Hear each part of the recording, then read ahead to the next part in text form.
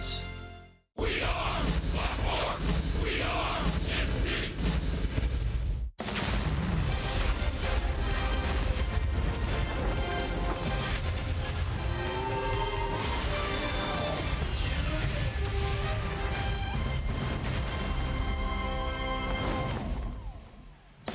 Royals baseball from home sweet home. It was a long road trip, 9 games, 10 days, and now back at Kauffman Stadium for a 6-game homestand beginning with the Seattle Mariners. Hi everyone, welcome back to the ballpark with Rex Hudler. I'm Ryan Lefevre. Joel Goldberg, Jeff Montgomery are coming up. Well, we should be used to this by now. This team will get hot at times, they will get cold at times. First of all, it was a winning road trip. Maybe it doesn't feel that way after losing the last 3 games in Baltimore. Yeah, you know, baseball is streaky. We all know that. And this team could be a little bit of streaky. But look, it's all about when you're in the down times, when you're in the low part, to stay positive. Ned does a good job of keeping his dauber up and keeping his team up. Now, the home cooking's great. We know exactly what they want to do here. And that's get back in the win column against a team that's really chasing them. And the Royals have been playing really well at home. They've won their last 5 here, averaging almost 8 runs per game. It's been fun to watch, too, and to come from behind victories. Just remember, how about that wrist, that 415 runners in scoring position average? That means frenzy hitting right around the corner. And, of course, it's not just hitting. Trevor Cahill will take the mound tonight, making his Kauffman Stadium debut as a Royal.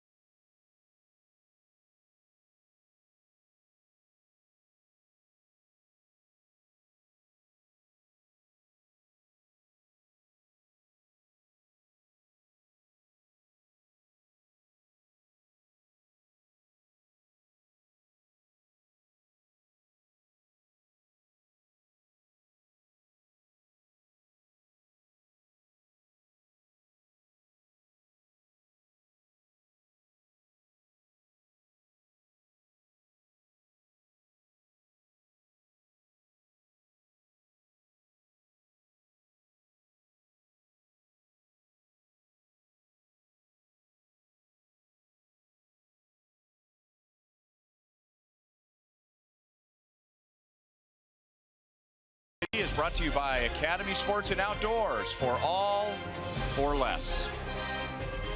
Trevor Cahill will start for the Royals tonight, his first start at Kauffman Stadium as a member of the Royals. He did not have a great start in Boston, but I would imagine we have to factor in the human part of it. You get traded to a new team. It's kind of a whirlwind I'll bet he'll feel more like he's got his feet underneath him tonight. Oh, for sure. Fenway Park, that's an intimidating place to pitch. One thing I liked about Cahill in that outing, now sure he didn't eat up any innings, 90 pitches, that's a little bit much for what I like the movement on his pitches. He's got it right there. There's just no question about it. He's going to have to stay out of the middle of the plate, and he'll make his first home start. I'm sure the home cooking will be good for him. But look, he showed some athleticism. He's able to execute some pitches and get some ground balls. Pitch to this defense with that sinker, and he's going to win. He comes from a pitcher-friendly ballpark in San Diego, our Toyota League leaders, and in his 4 starts at home in San Diego, his ERA was 0.72, similar ballpark in Kansas City. That's right. Talking to those guys before the game, they can't wait to get here and pitch in front of their home crowd here. Cahill, I'm expecting big things from him. If the season ended today, the Royals would have the 2nd wild card spot in the American League. The team right behind them, the Seattle Mariners.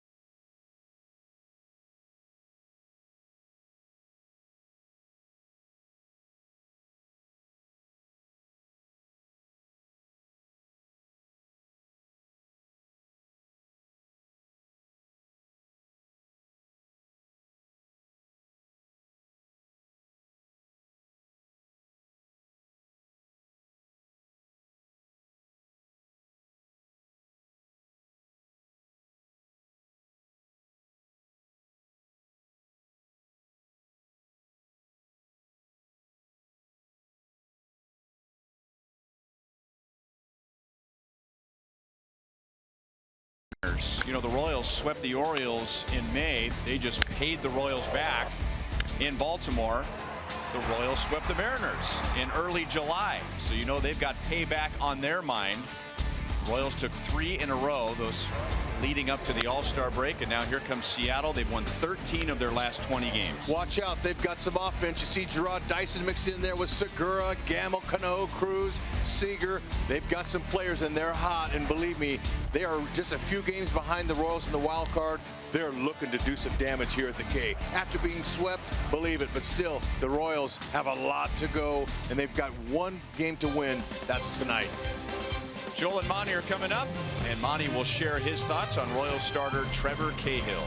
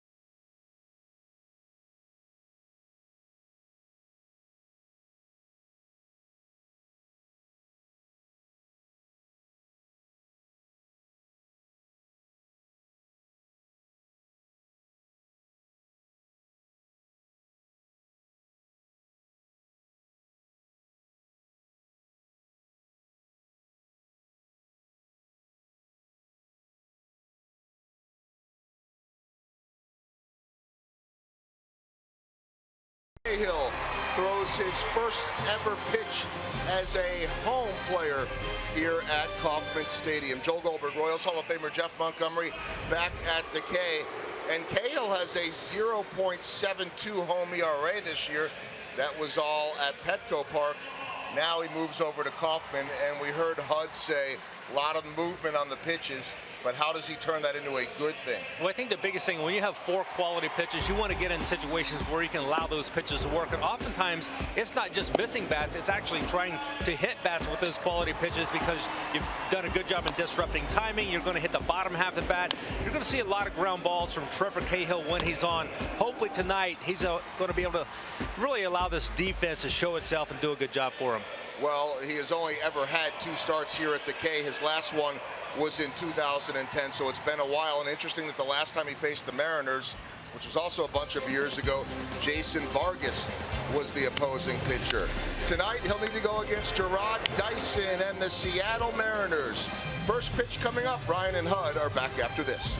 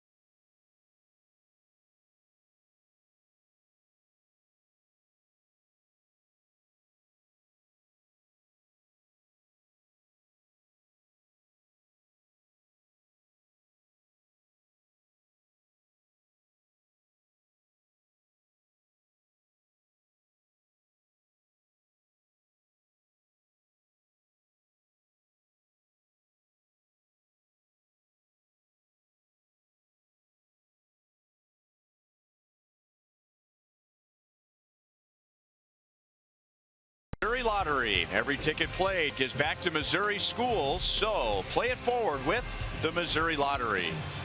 By Menards, save big money at Menards on all your home improvement needs. And by the Chevy Silverado, the most dependable, longest lasting, full-size pickup on the road. Find yours at your local Mid-America Chevy dealer. 77 degrees, and this is going to be the warm night during this homestand. We're going to have high temperatures in the 70s coming up over the weekend. Wow, I need a for jacket. early August. Whoa. Trevor Cahill making his Kauffman Stadium debut as a Royal. He has made 2 prior starts here, pitching with the Oakland A's, and the last one was September of 2010. So it's been a long time for him. And it's also been a while since he's faced the Seattle Mariners. You got to go back to 2012. Yeah, but he knows what his job is. That's to eliminate most foul balls and 3-2 counts and keep the pitch count down with a fastball curve change and slider. He's a sinker ball artist. Showed some good movement up at Fenway Park against the Red Sox. Here's the Mariners lineup, which will feature Gerard Dyson batting 7th, and he got a nice ovation just when they were announcing the starting lineups before the game tonight. Big bats in the middle Robinson Cano and Nelson Cruz, both among the league leaders in RBIs, and for Cruz, leading the American League in RBIs with 80.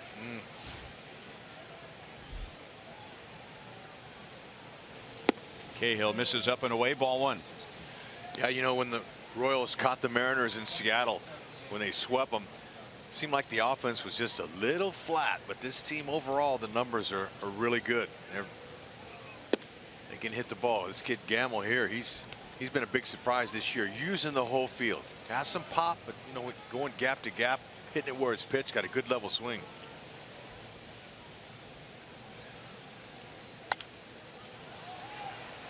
Two balls and one strike.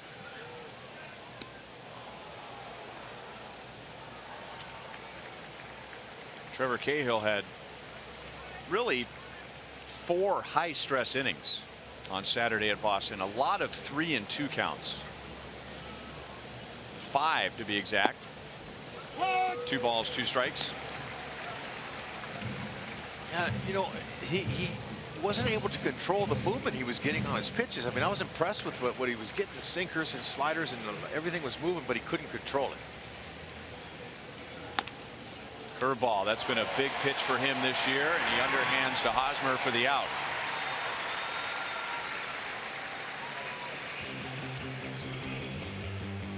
Forward around the horn, Royals defense. Melky Cabrera is no stranger out here at the K. Now, he plays mainly left field in a lot of those starts, but still, that's a lot. 122 career starts. Melky's been very accurate with his arm as well. He's got 8 outfield assists. Excuse me, 9. I cut him short 1.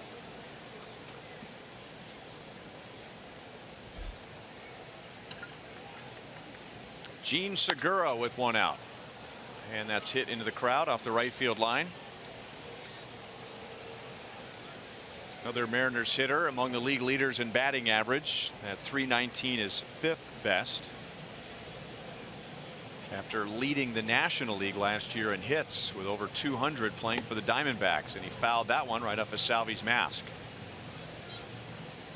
Just showed you he can bunt, he runs well, but what's been impressive about him is the ability to go right back up the middle. He uses the middle of the field. Tries to stay in the middle. Usually anybody that hits for a high average is using the whole field. Salvi's checking his mask and making sure everything's in order. You don't get many foul ball tips on your mask, but it's all the same. Cahill.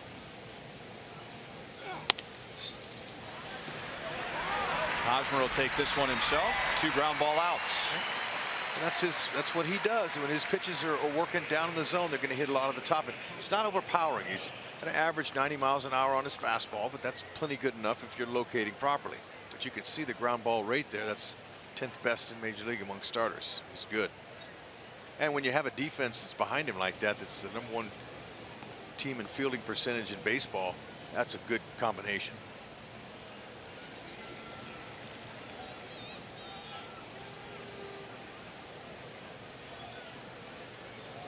Robinson Cano with 2 down.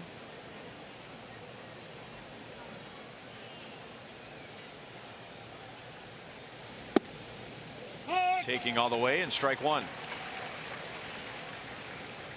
In sweeping the Mariners in early July, Robinson Cano was 1 for 13 without an RBI.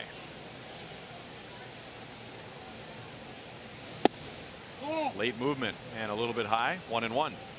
That's key. When you can keep him down in a series like that, oh my gosh, that's excellent.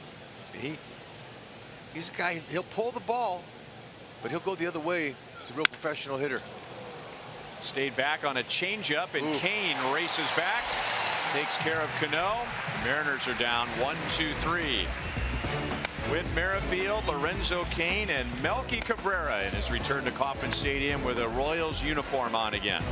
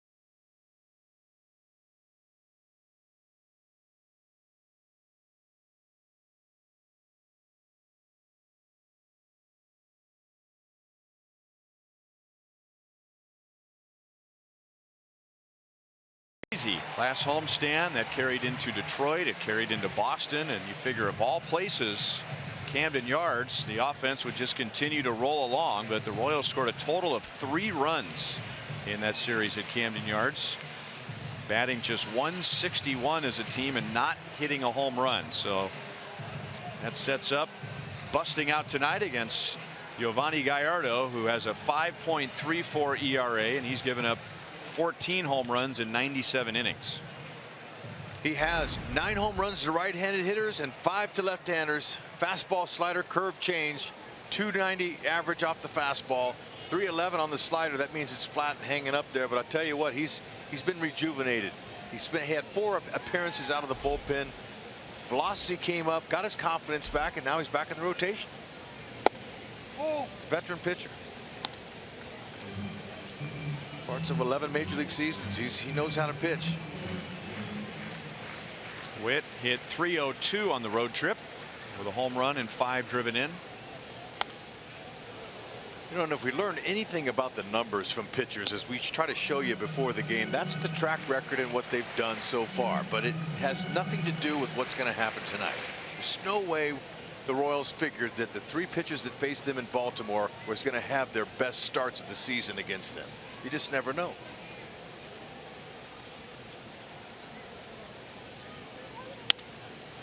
Curveball that hung, and Gamble will make the play in right field. 1 down. All right, Mariners defense. Gerard Dyson, he leads Major League Baseball with 10 outfield assists.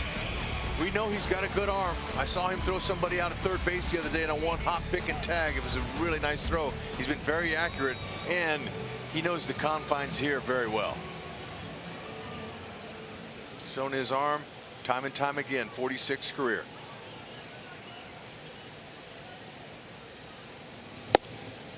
He does not have the ace 30 patch like the Royals do on their uniform, so his tribute is by way of a Sharpie on his cap to Yordano Ventura, Which is good.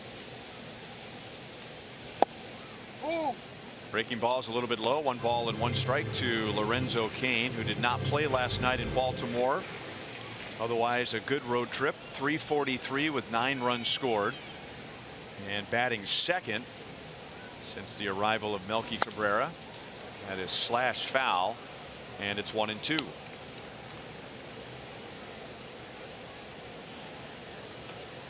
Interesting. Gallardo, who's been around for a long time, he's 31 years old. He takes a trip to the bullpen, he finds some success, and now pitching out of the stretch as a starter again. We're seeing more and more of that. Segura charges in from short and gets Cain 2 down.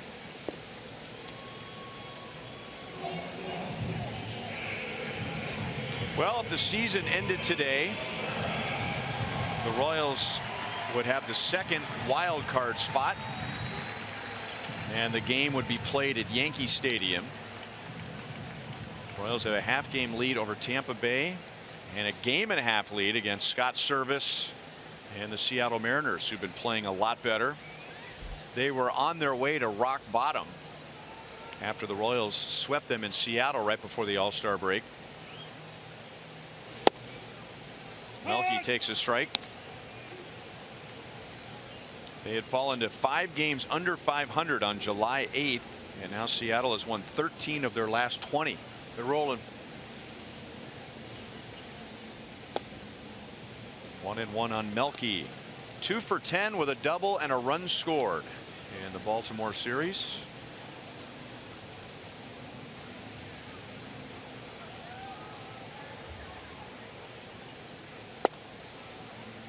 Curveball makes it 1-2. Giovanni Gallardo had some big seasons with the Milwaukee Brewers. When he left the Brewers, he was their all-time strikeout leader. 2 balls, 2 strikes. 7 consecutive seasons where he had at least 30 starts. He was an all-star for the Brewers in 2010. And when he was first called up to the Milwaukee Brewers, his manager was Ned Yost.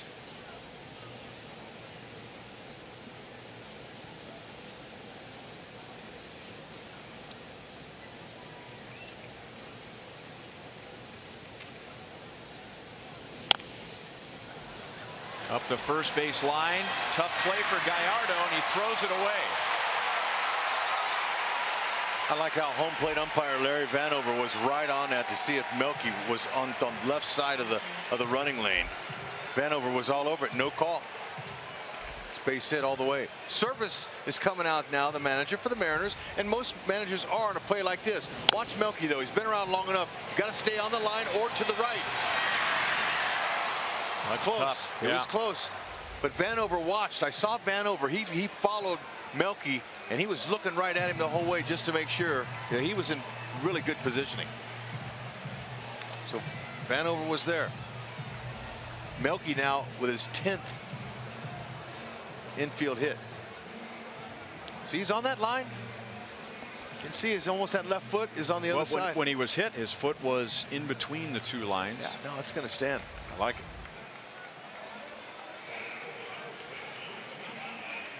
Good job by Vanover.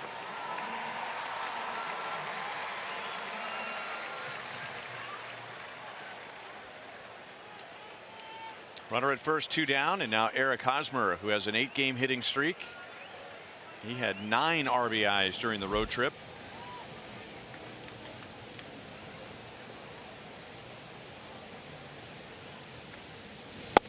Down and in, ball 1.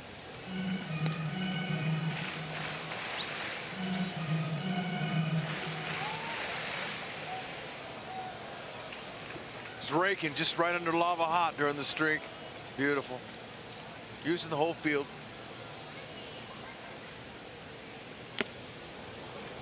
Foul tip, 1-1. Just 1 for 5 off of Gallardo in his career.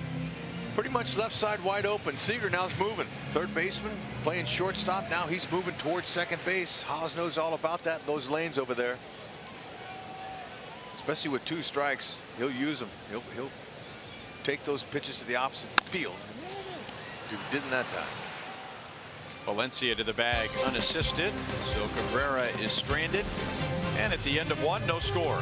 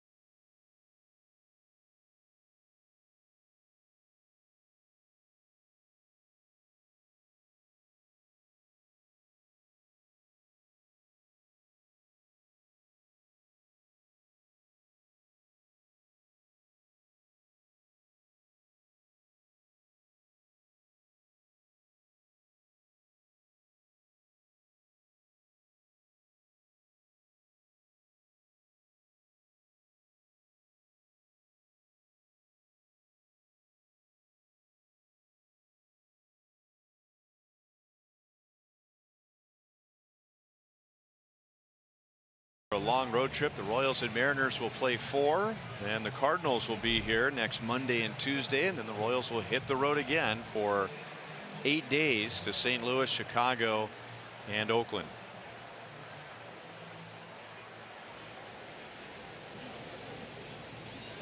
Nelson Cruz with nobody on, and that's a good thing. He has driven in 80. That leads the American League and is tied for 4th in the major leagues. And he chops it out to Moustakas, who is back at third base tonight. 1 pitch, 1 away for Trevor Cahill.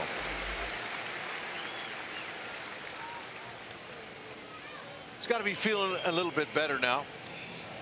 That day off helped him yesterday, half a day anyway, off of defense.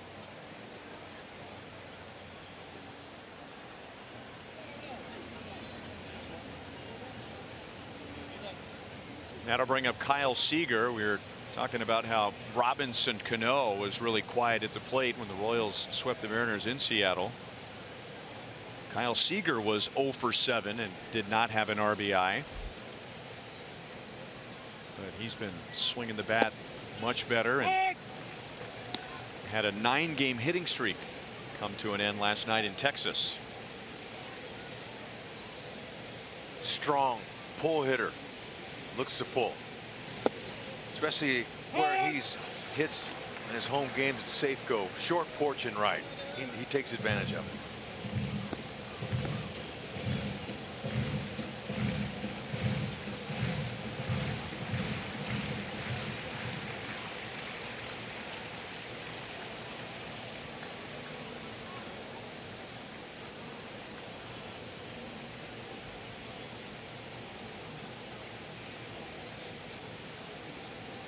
Royals play him accordingly with Witt out in shallow right field. Yeah, Witt's waiting on him right there. 1-2.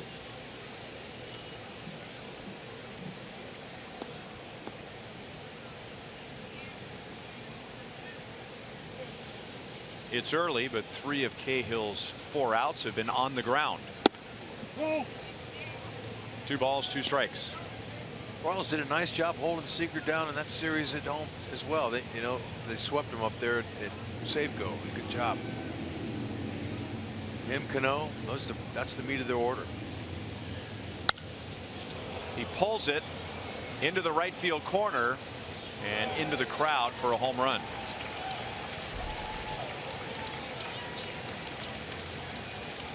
That is number 15 for Kyle Seager, and Seattle takes a 1-0 lead. Anything soft in there, that's what he's looking to do, and he did it. Just hooked the pole. Change up. That change up's got to be down, not floating in there. That's a good pitch to hit hard, and he got up underneath it just right.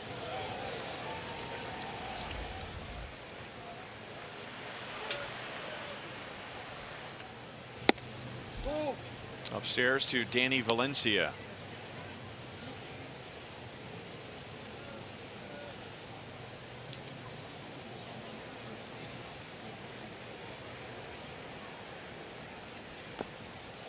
That was just the 7th home run allowed by Trevor Cahill in 62 innings. And the 3rd off of that changeup.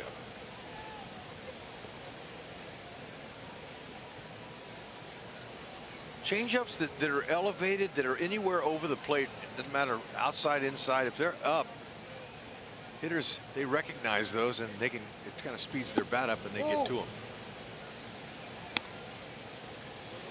Take nothing away from Seager, but the wind is blowing out to right. That will explain the weather that we have now in early August with the cool temperatures, that wind coming out of the northwest. 3-1 on Valencia. 76 tomorrow for a high, 72 on Saturday, 74 on Sunday. And Valencia's on with a 1-out walk. Batting 7, the center fielder, number 1, Gerard Dyson.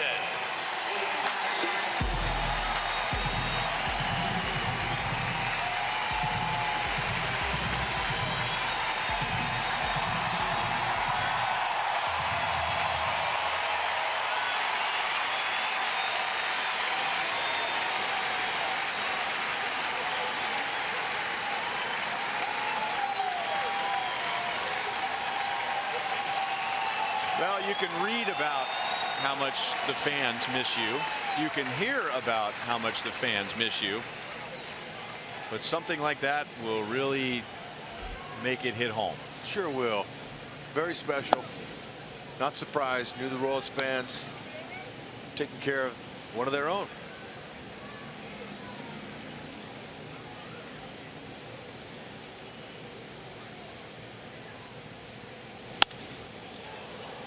Foul off the left field line, caught by the Royals ball boy.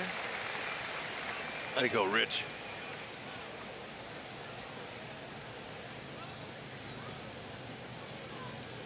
'50th round pick in 2006, a round that no longer exists in the draft, and scored the winning run in Game 5 of the 2015 World Series. And he gets it through the right side. Valencia will stop at second base. That's Dyson's first hit against the Royals. He was 0 for 6 in the series last month, and Seattle has 2 on with 1 out.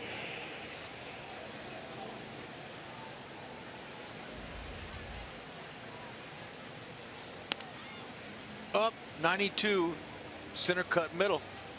Got on top of it. You can see how that ball with that topspin, it hit once in the infield and just took off. Whitley had no chance.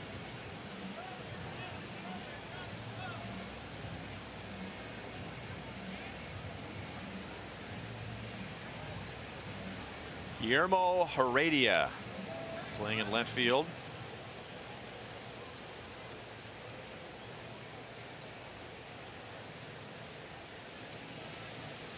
Good speed, gap to gap type hitter.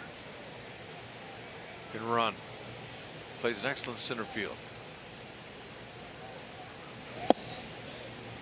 Good movement, 0-1.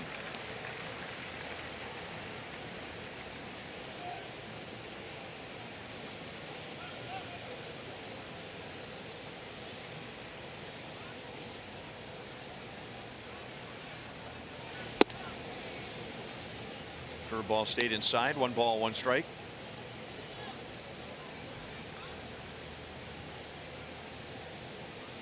Radia's getting an opportunity as another good young Mariners player is on the disabled list right now. Mitch Haniger. Salvi, backhand stop, play at second base. Valencia is caught in a rundown. Dyson will advance to second.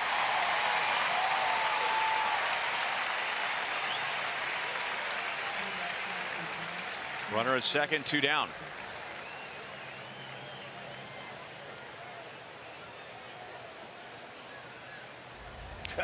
Man, look at Valencia. Look what is he doing? He was way off guard. He knows Salvador Perez possesses one of the best throwing arms there are. So I'm surprised that he was caught off like that. Thank you. Cahill will take the second out there.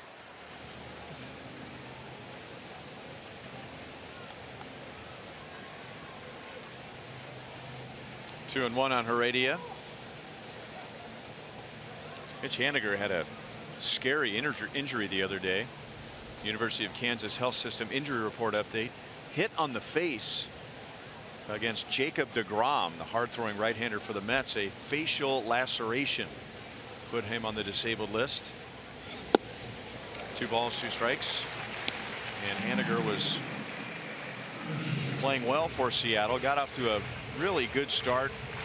Had tailed off recently, and so he's down. He's lucky it wasn't worse than that. When you get hit in the face with a big league fastball, that you walk away with a lip laceration. That's not bad, all things considered.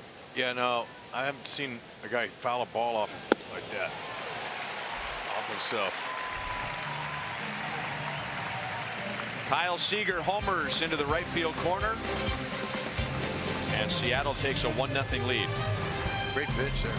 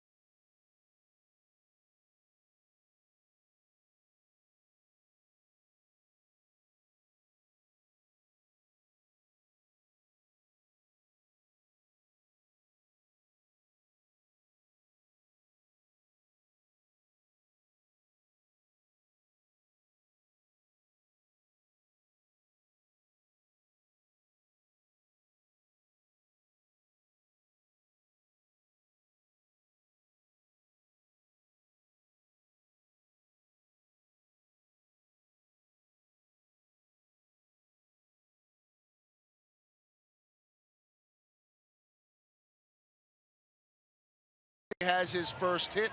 We'll see if there's a stolen base or not. Joel Goldberg down by the Royals dugout. When we were in Seattle, Dyson told Jeff Montgomery and I that he'd wait to do most of his running on Salvador Perez till he got in front of the Kauffman Stadium fans. He might have had a little bit of a leg issue that he wasn't letting on to.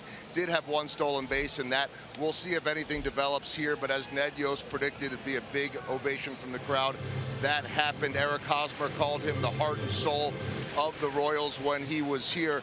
And guys, just had his 200th stolen base the other day. 176 of them came with the Royals. Thought it was very interesting when he got to first base, chatting up nonstop with his spring training roommate for many years and still to this day, Eric Hosmer, until Danny Valencia looked over and gave him the big shush signal. Then, of course, things went well for the Royals. But you know Gerard Dyson wants to have fun out here in front of the fans that adored him for so long. Those 176 stolen bases as a Royal, 6th in franchise history,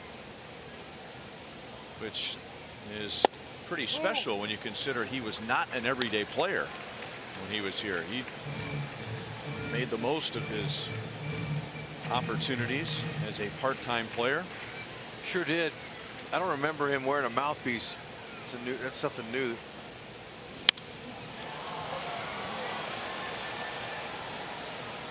Heredia waits in left field and makes a play on Salvador Perez, 1 down. But the energy that Dyson brought was amazing, and they all knew, the opponents knew he was on the other side, and whenever there came a situation where he was to come in and run, that's an instant boost on energy for the team.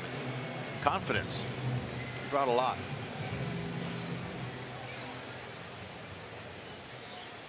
Remember when Alex Gordon got hurt and he made that play the next day, that great Willie Mays type catch out there in left field? He could play some dynamic outfield at times. Too bad that's not the ball. 2 down. Last year he was going to get a lot of playing time in right field, and the Royals talked about him getting a chance to play every day in right, but on his first swing in spring training he hurt his right oblique, started the season on the disabled list, and when he was out is when Paulo Orlando really started to play well. So it really didn't turn out to be an everyday situation for Dyson last year, but Seattle has given him that opportunity this year. Breaking ball, strike 2, Brandon Moss.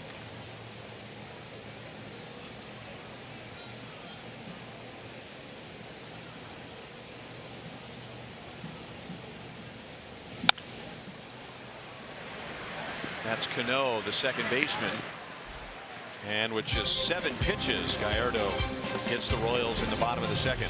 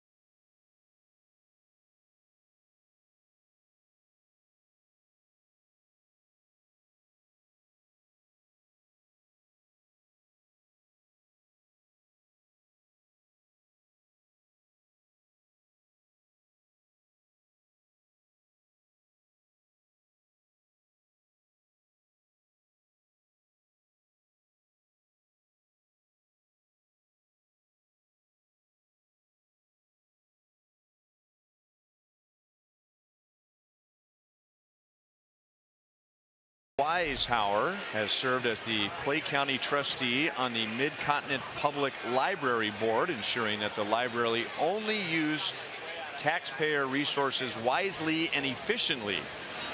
In addition to his work with the library, Marvin has served as the president of the Liberty Chamber of Commerce, treasurer for SCORE, Small Business Mentoring, and was the founding director of Habitat for Humanity Northland. And Marvin is sitting in the Buck O'Neil legacy seat at tonight's game.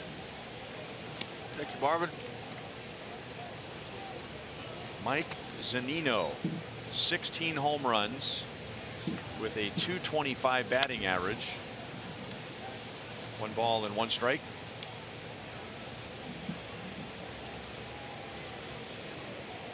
He has already struck out 106 times in 249 at-bats. He's not going to get cheated. And he's a big, strong catcher. If he gets a hold of them, they go.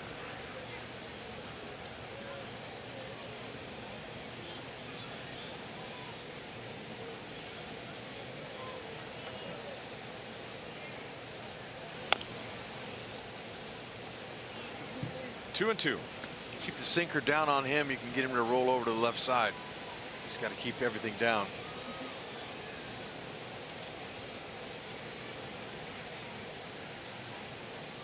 Cahill hung a changeup to Kyle Seager, who homered in the 2nd inning. And there's a changeup to strike out Zunino. Cahill has his 2nd strikeout tonight, both with his change. That's where he wants it. If he puts it right there on Seager, Seager would have swung and missed. Instead, he hit it out.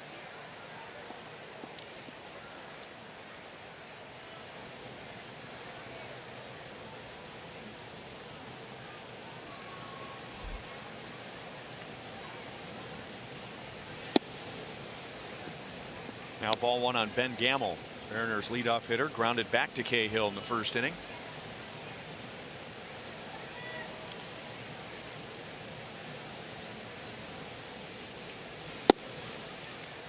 Curveball for a strike. That has been an effective pitch for Cahill this year.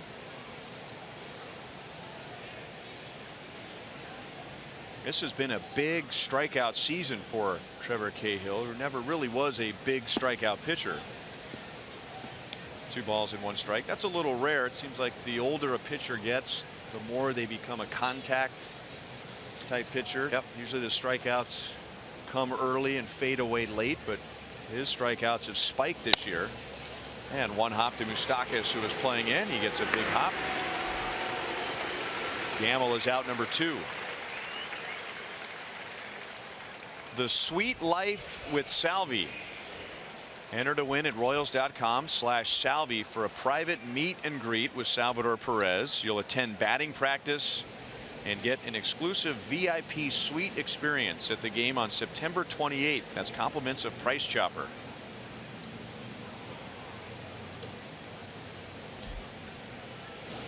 Curveball is high to Gene Segura. That's a game against the Detroit Tigers during the final homestand of the year.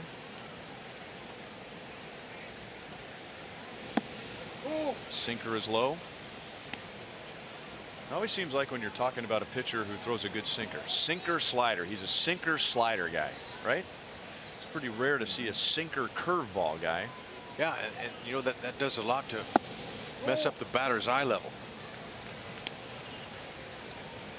Sinker slider, you're thinking down, down, down. We want to elevate him up, up, up, but then Cahill, you know, with the extra slider that he'll throw. That'll be an error on Moustakas. That was a 3-0 pitch. Cahill got a ground ball to 3rd. Segura's on with 2 down.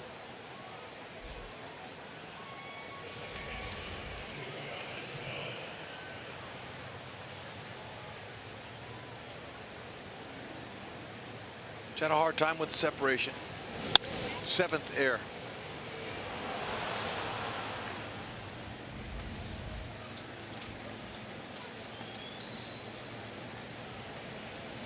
Robinson Cano lined out to deep center field in the 1st inning.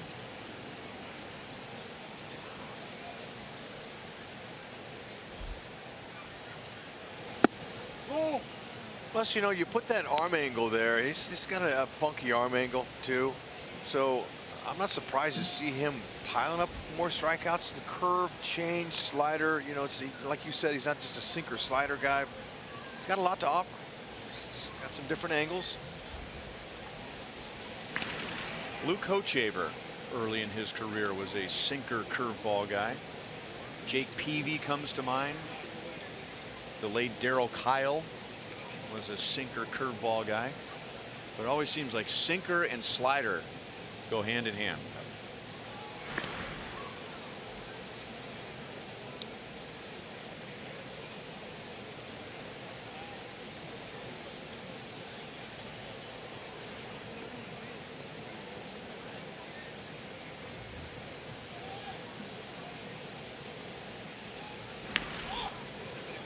Segura has the second most steals on the team behind Dyson. He's got 13. Dyson's got 24.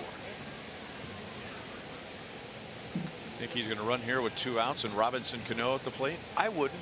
And Nelson Cruz to follow? No. And Salvador Perez behind the plate. But there he goes. And the throw's a little high. Did he come off the bag? Second base umpire David Rackley says no. Got a good jump. Had the throw been down by the bag, he would have been out. Throw a little bit high. Plenty of time. Look at him shuffle his feet, aim his left foot towards his target. He puts that throw down by about Escobar's knee, would have had him. Let's see as he goes past the bag. Did he stay on it? Escobar with a tag on him. Looked like he kept his left hand on it. 14th bag. And now he takes off for third. And it's off of Salvi's glove. Okay. Confident. Feeling it. Sometimes, you know, if you're a base stealer, you feel good. You just stole yourself a base and say, I'm going to rip the next one off too. It's a confident thing. I love it. You want to read zipping around the bases though and distracting Robinson Cano at the plate? No, because if I get thrown out by chance, I'm in the manager's doghouse. Well, it didn't affect Cano. He takes a 4-pitch walk, putting 2 on for Nelson Cruz. One of Denny's favorite quotes, and he says it at least 50 times a year. Louis Tiant once said, "About baseball, you don't know nothing." That's right. So here we are laying out. Well, you don't want to run here with Cano at the plate and 2 outs and run yourself out of the inning. Well, about baseball, you don't know nothing. That's right. There's a lot of truth to that.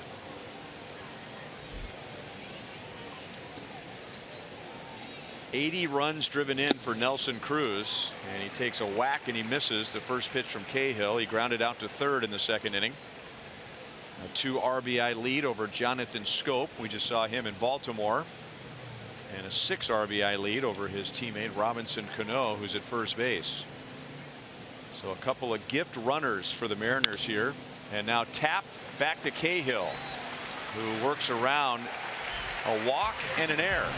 And the Mariners strand 2 in the third inning.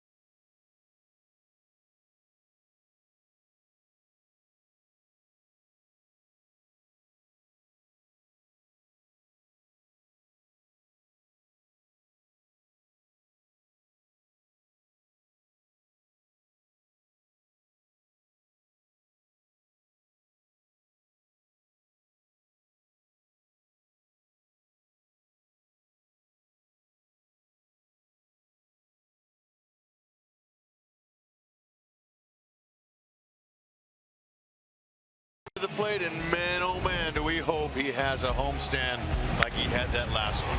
Wow, last 16 home games. Forget the last one, 16 of them. Look at that, 368, 8 extra base hits, 12 runs. Ribbies, he knocked him in, and he pulled his average way up from the depths. It was way down below 200, and he did it by using the whole field, finding the holes, and it looks like the old Escobar from the championship run. Hopefully he can keep that up and find the holes, get on base now. He's nobody out here. It's time to set the table up.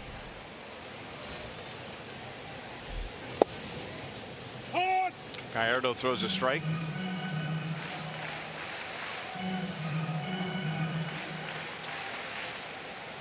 Eske was just 1 for 10 in the Baltimore series.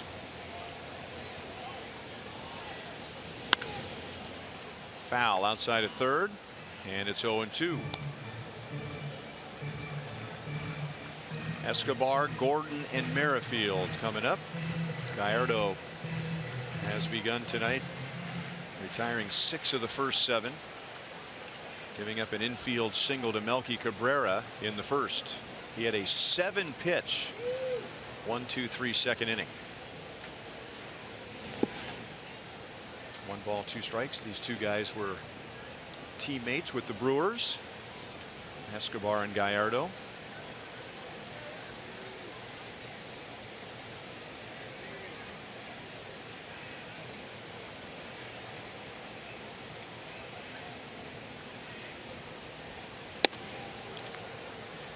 Two balls, 2 strikes. Veteran pitcher gets sent out to the bullpen late in your career. That's usually a sign of, well, let's just put him out to pasture. That's what they used to do in the old days, when pitchers would go complete games all the time and they got washed up. They'd put him out in the bullpen. Not anymore, but you know, Gallardo, he took his advantage, or his opportunity, in 4 relief appearances and went out there. He got a save. He had a 0.79 earned run average, 8 strikeouts, and he built his confidence up. He was like, you know what? I want to get back in that rotation. The only way I'm going to is by throwing strikes and come out and commanding the fastball and attack it. His starts earlier, when he was starting, he was kind of nibbling on the corners. He was trying to do a little bit more pitching. Now he's throwing. Let's check out those numbers. So that's why he went to the bullpen. He had a 9 ERA over a 6-start stretch, 4 appearances in the bullpen, and now 2 starts, 3.38. He's attacking more. He's on the attack, trusting his stuff.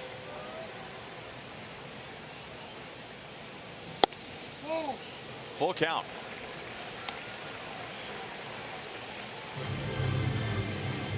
Eske eyeballing. Still sitting on number 9 as far as walks go. He's looking for that 10th walk. He's been sitting on 9 for several weeks now. He's a hacker. Cano slings it over to first base. 1 down. Don't forget, if you can't catch the game on TV, you can stream the game on your mobile device. Download the Fox Sports Go app, log in, and stream the Royals, and that includes coming to a game here at Kauffman Stadium. Bring us with you.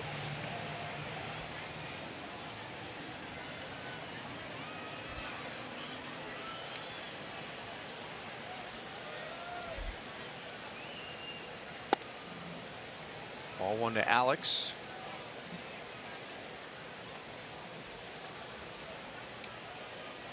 Alex on Tuesday scored his 701st career run. He is now 6th in Royals history in runs scored, breaking a tie with Mike Sweeney. 1 ball, 1 strike. He's grinding. He's out there playing and coming in late last night or early in the morning today. These guys are going to bed. They're waking up and they feel some pain, their knees, maybe their ankles, their elbows, somewhere they're hurting. That's foul. But by the time they get to the ballpark, and you know, some guys will wake up and say, you know, I don't know if I can go today. Then by the time they get to the ballpark, you know, they eat and they get here, and they get on the field and they start to run around. And Adrenaline gets pumped up. The fans are here. Now they're ready to go. So most veteran players like Alex know when you wake up, that's not when you say, I'm not playing today. You wait till you get to the ballpark and see how you feel after you get going. That's what it takes in a day-to-day grind. 2-2. The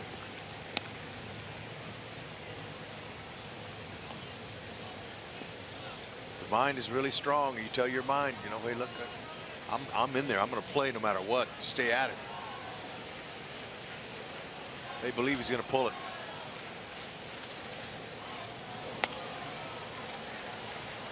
Still 2-2.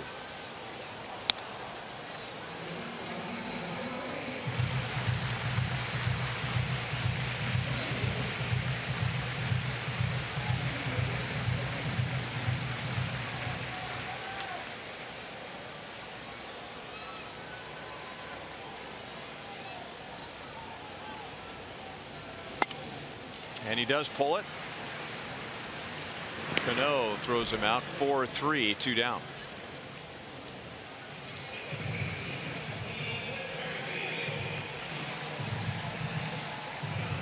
Pitchers that start against the Royals, they know that they're facing a very aggressive offense, and if they can attack the strike zone and throw quality strikes early in counts, they know they can get early outs. And that's what we've been seeing. Now, if the Royals, if the hits fall in, then you know the opponent's in trouble because they start frenzy hitting. But if they don't, they can get some early count outs, and that's what we're seeing.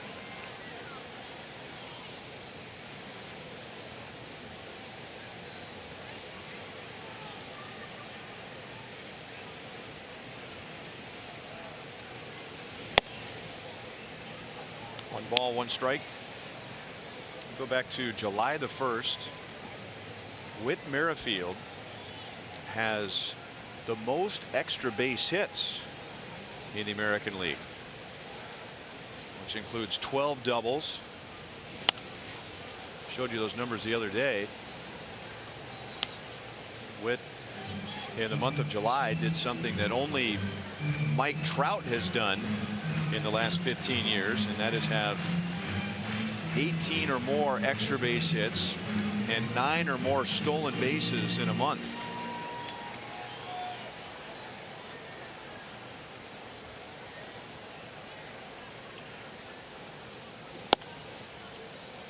Two balls, two strikes. Lifting the ball a little bit. He flied out to right field in the first inning. 8 of his last 11 outs have been in the air. Yep. He's bottom hand dominant. Sometimes that bottom hand will get out there and the bat head will dip a little bit as the ball is crossing the plate, and he'll hit him to right. Full count.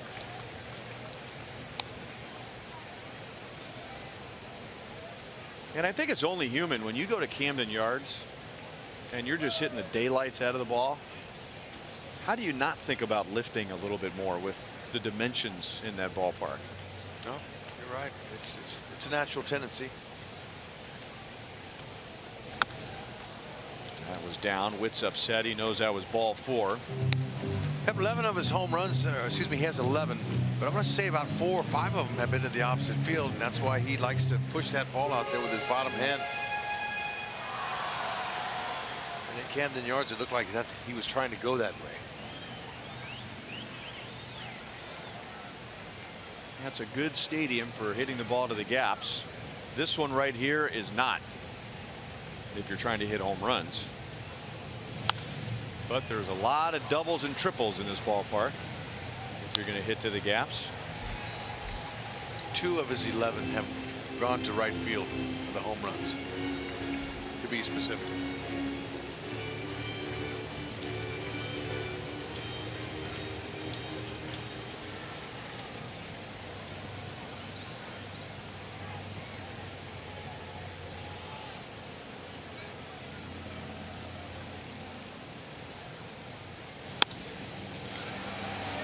Shallow right field, and Gamble makes a shoestring catch.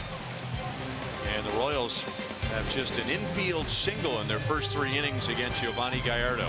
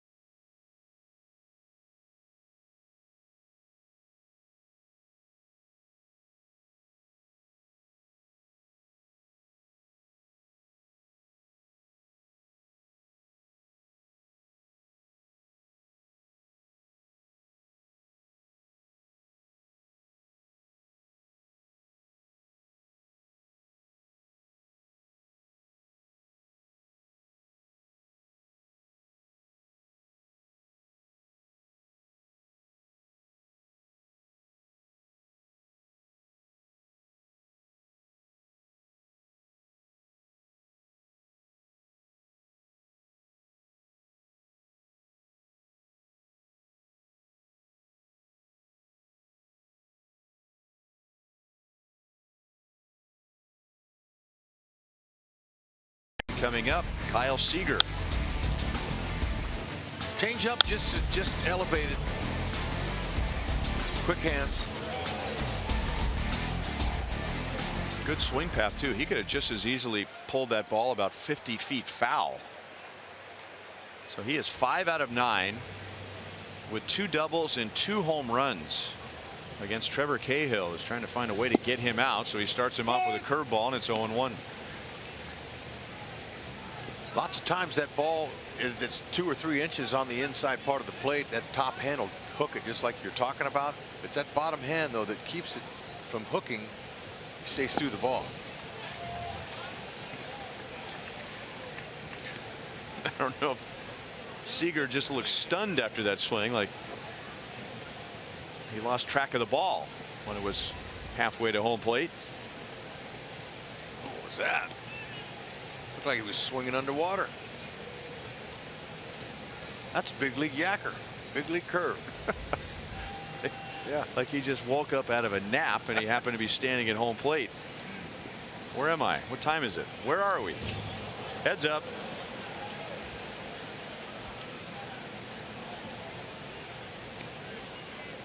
Yeah, just making sure you're paying attention to the game.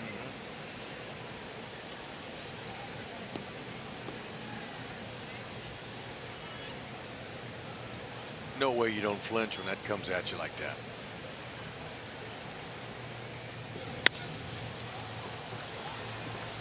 Curveball hit right to Alex in left field. That wind caught a hold of that ball, blowing in from left field. So Alex makes the play. It's a Gordo Nation night, so he gets a little extra ovation from the fans in the left field corner. Why were they all backwards? I don't know. They had the Gordo Big Head facing them instead of facing the field. Huh. Maybe it's just part of the routine out there that when Alex. I never noticed a number before on the big head.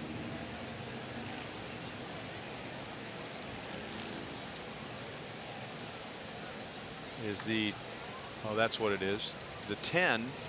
You flash the 10 when he makes a play, because that would be how you would rate his defensive play on a scale of 1 to 10. Well, that makes sense. There's an Alex with some sunglasses on. Not blowing a bubble. They need to make one of those with Alex blowing a bubble. Yeah, they do. That's good with the glasses.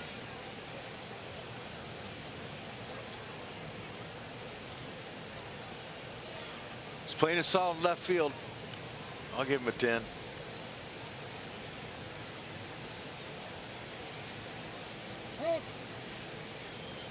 Valencia walked in the second inning and then ran the Mariners out of the inning. They had 2 on with 1 out, and he got caught in between second and third on a ball in the dirt. 2 balls, 2 strikes. Got caught in a rundown.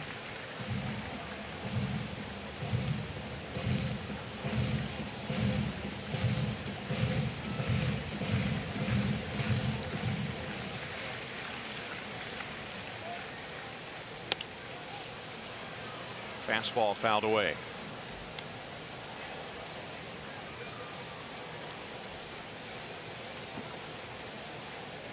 See if he uses a curveball right here. We were talking about Cahill and all the strikeouts he's had this year. He's averaging over 10 strikeouts per 9 innings, and he's had great success with his curve.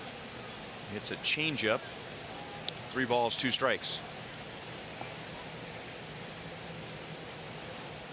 And with that curveball, Trevor Cahill has been in the driver's seat, presented by Kia, with the league hitting 127 against his curveball. That's hit into the right field corner, slicing foul, and a home run.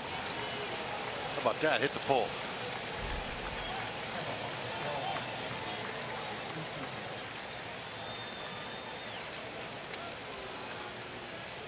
Didn't think it had the distance. Wind pushing that way a little bit helped him carry it. Thought it might be foul, but I was watching Valencia. He was foul from here. Yeah, he was running. He was running the whole way. A hitter usually will tell you if he thinks it's going to be fair or foul by if he runs or not. He looked like.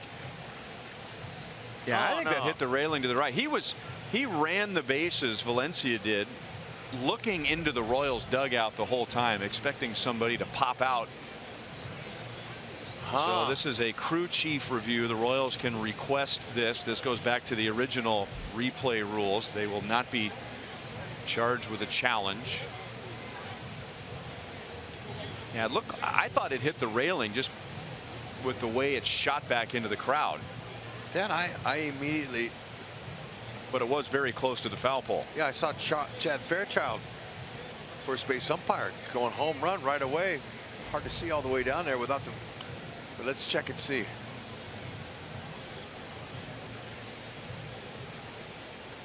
Yeah, that clearly landed on the railing, unless you're going to make a case that it hit the pole on the way down and then hit the railing. Yeah, that ball, the trajectory of that ball was straight down. Yeah, so there's some metal railing right there. Okay, so does it? Yeah, it looked like it hit the pole and then went straight down on top of the railing. Oh.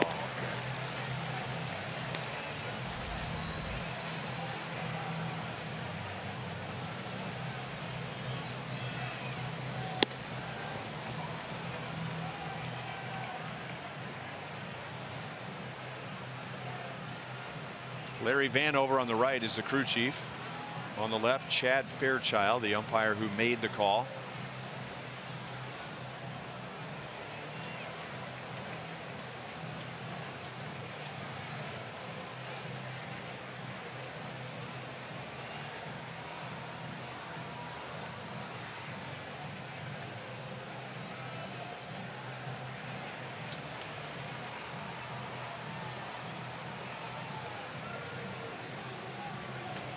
I don't know if you can prove that it hit the foul pole, but I think what the umpire in New York is doing right now is trying to prove that it did not hit the foul pole. I didn't see it hit the yellow. I couldn't tell, but I saw it hit the railing though.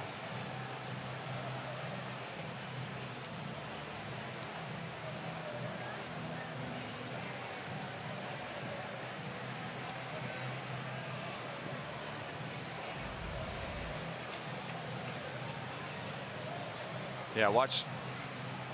See how the ball kicks back to the right. Yep. And hits the railing. Yep. That was a better angle there. And it is a home run. So 2 solo home runs for the Mariners, Seager and Valencia, and the Mariners lead 2-0.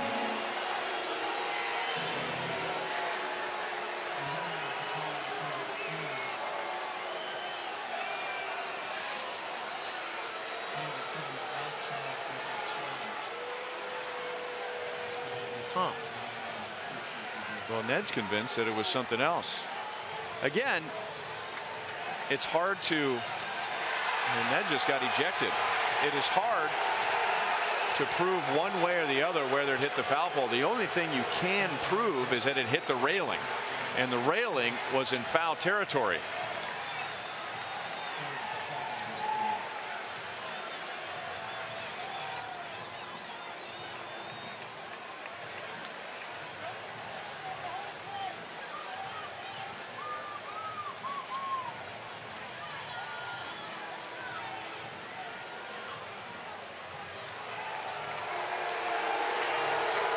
He said he's playing under protest, if I could read his lips, but well, let's watch the home plate umpire. He will let us know if that's the case by making a P sign, right? A little. Okay, no, wasn't it. Anyway, Ned let him have it. Gave the keys to Wakamatsu. Dyson is 2 for 2.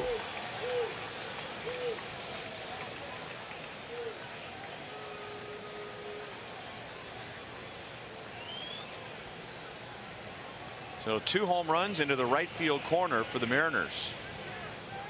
One just inside the foul pole, one at least ruled off the foul pole. And now Dyson's at first with one out for Guillermo Heredia.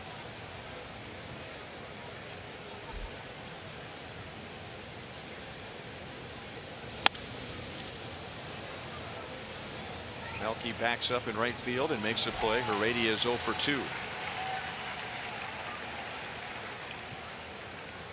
The series resumes tomorrow night, and every Friday home game at Kauffman Stadium through August is Buck Night and Summer Fireworks. You can eat all of the hot dogs and peanuts you want for $1 a piece. That's Buck Night. And then Summer Fireworks after the game. Get your tickets at Royals.com or 1-800-6-ROYALS.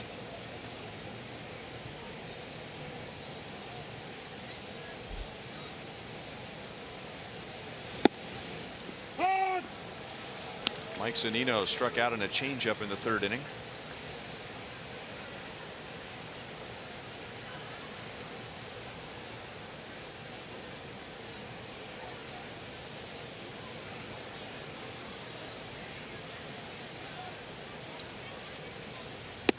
Oh. 1 ball, 1 strike.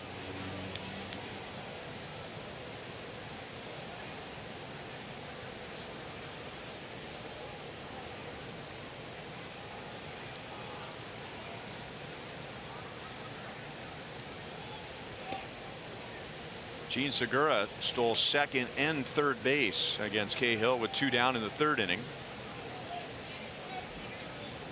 That gave Segura 15 stolen bases. Dyson has 24. Trouble with the changeup again, 1-2. So you get guys that have the natural stealing ability like those guys you mentioned, Dyson and Segura, and they're on their own. In order to have a good success rate, you got to be able to get the jump you want instead of getting the steal sign from the 3rd baseman. Now, some managers will give you the don't go sign in certain situations, and that works. And that way, the base stealer, he'll just look into the manager. The manager will have his own certain sign.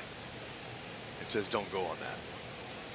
That is Manny Acta, 3rd base coach, former big league manager with the Indians and the Nationals. Yep.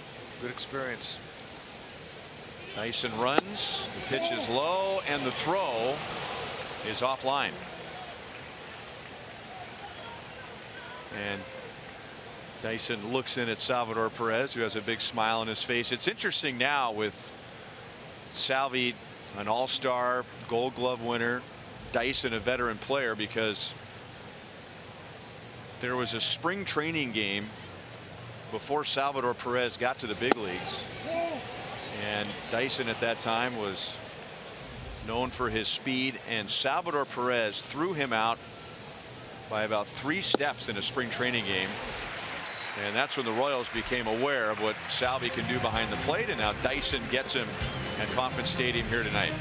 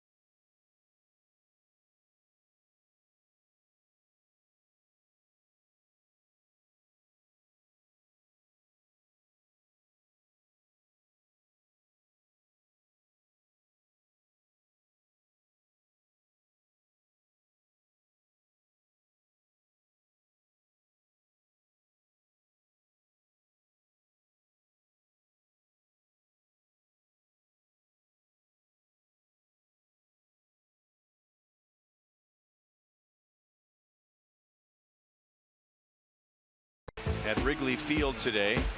Another home run against Jose Quintana. First one almost hit the scoreboard. That one goes on the street. And then against Wade Davis. That breaks a tie in the top of the 9th inning. Arizona would go on to win 10-8 at the Cubs.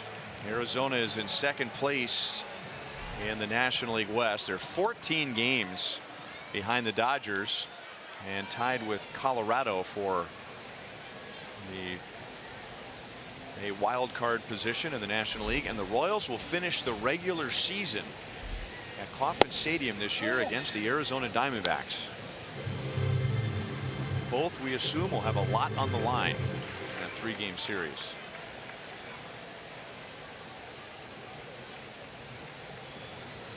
Giovanni Gallardo has retired 9 of 10 to begin the game, and now Lorenzo Cain shoots one into center field. That's the Royals' 2nd hit, and the first time they've had their leadoff man on base. Good approach against Gallardo. He's trying to get in there early and throw first pitch strikes all night long. He's been successful. But this is what you do on a center cut fastball. Stay right up the middle. Let's square it up nicely right there. Put it, stay with it, hit it hard enough off the mound. Cano couldn't get it. See if they can get a little rally going here and get in this game. Melky had the infield single in the first.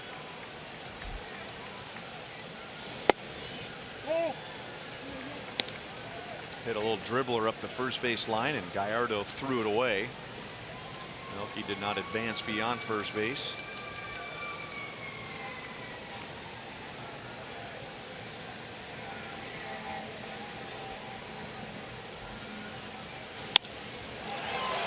To right field, he didn't quite get it. Gamble makes the play. Cain is back to first with 1 out.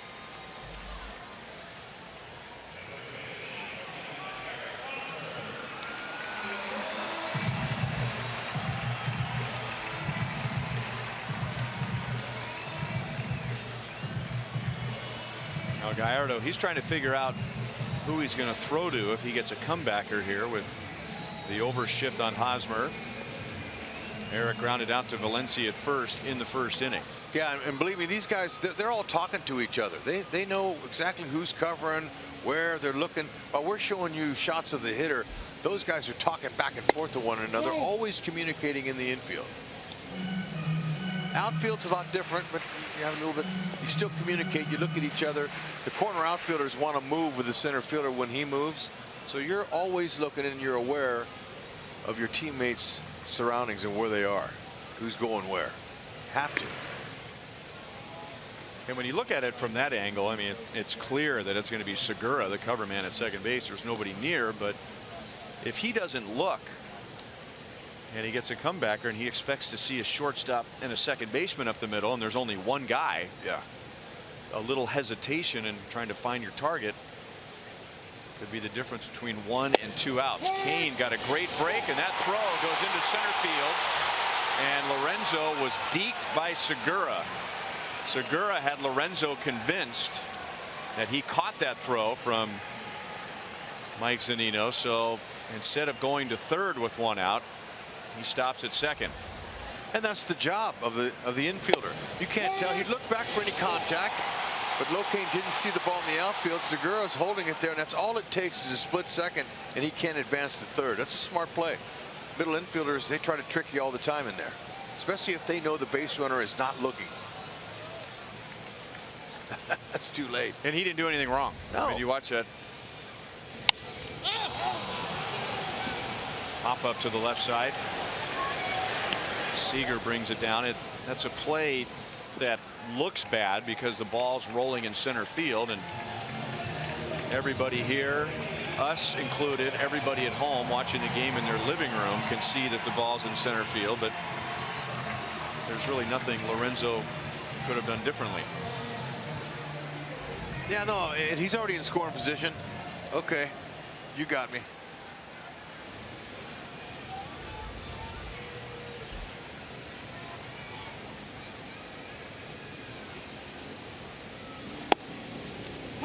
Curveball for a strike to Salvi. He flied out to left field in the second inning. The Orioles held him to 1 hit in the 3-game series in Baltimore.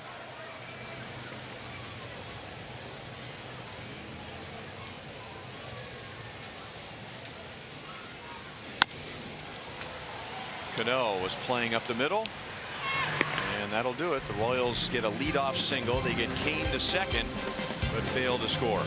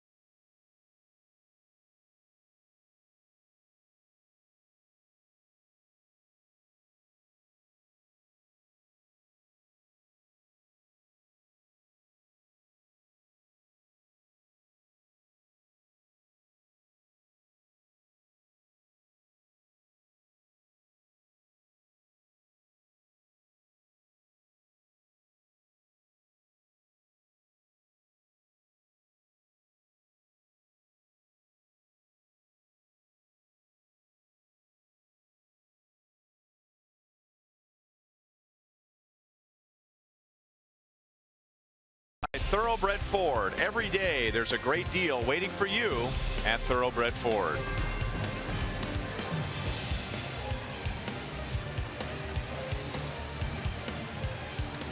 Very pleasant night. Feels like September the 3rd, not August the 3rd. 2-0 Seattle on home runs from Kyle Seager and Danny Valencia. And now the Mariners begin their 3rd time through the order against Trevor Cahill. Ben Gamel has grounded out twice, once to Cahill, once to Moustakas.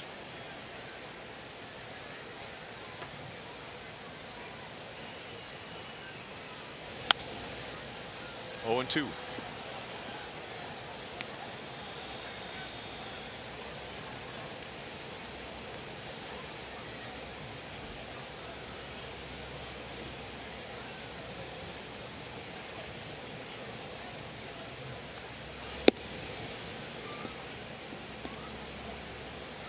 One and 2 on Gamel with Gene Segura and Robinson Cano coming up.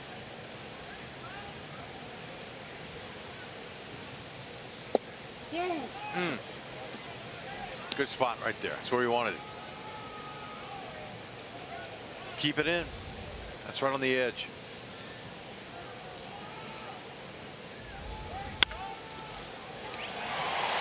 Line to Witt.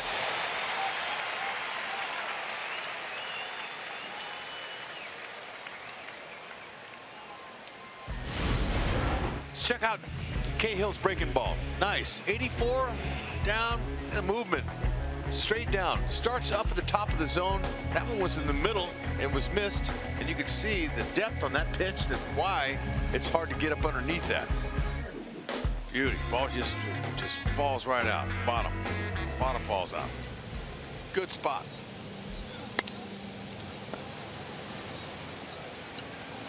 Kane and Gordon coming together. Kane crouches down to avoid the collision. Segura is 0 for 3. And now Cano, who is lined to center and walked. Our sprint trivia question tonight: name the 4 second basemen to win the All-Star Game MVP award.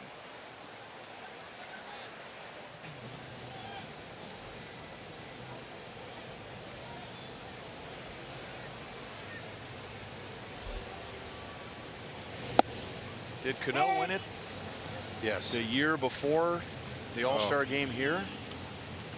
He won the Home Run Derby the year before the All-Star game in 2012. I don't know. I can't remember, but I know he won. How about Roberto Alomar?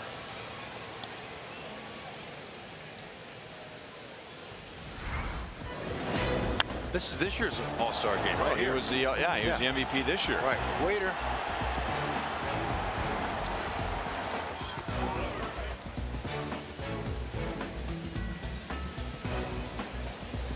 And Roberto Alomar is correct.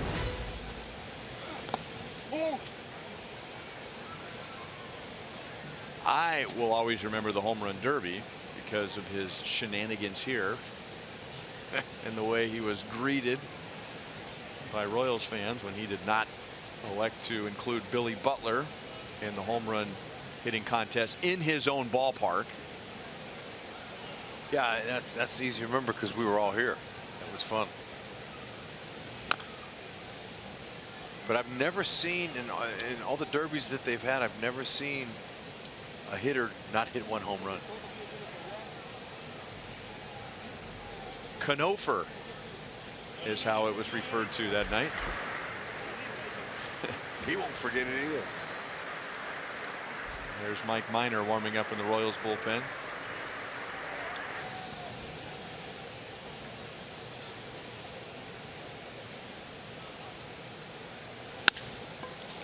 Line to center field. This one will drop in front of Kane.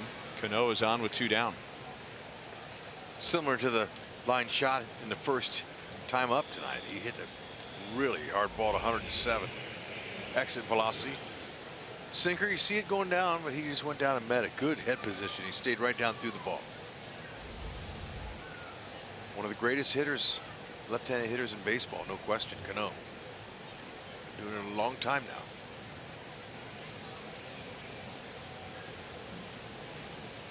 Nelson Cruz, 80 RBIs to lead the league, is grounded to third and grounded back to Cahill. Cahill got him with 2 on and 2 out in the 3rd inning on that comebacker.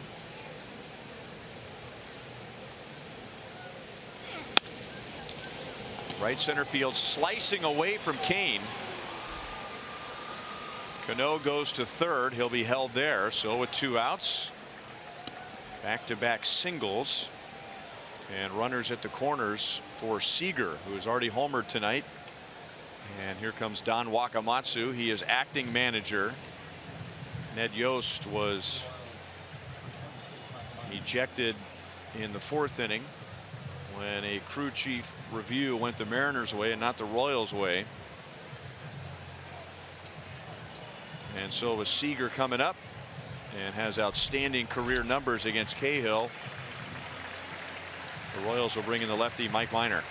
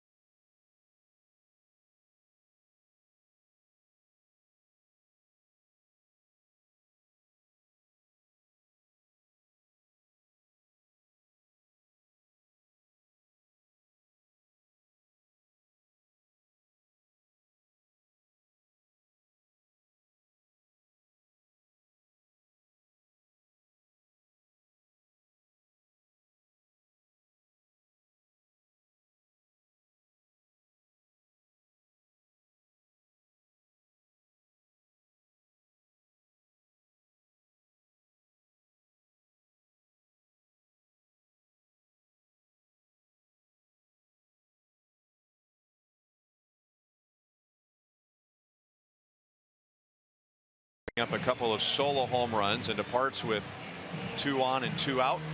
Mike Minor on for the Royals. Here's a game break. And if you were raised to dislike the Yankees, you're not going to like them anymore tonight. They made 3 errors in the first inning at Cleveland. That was Sonny Gray's Yankees debut.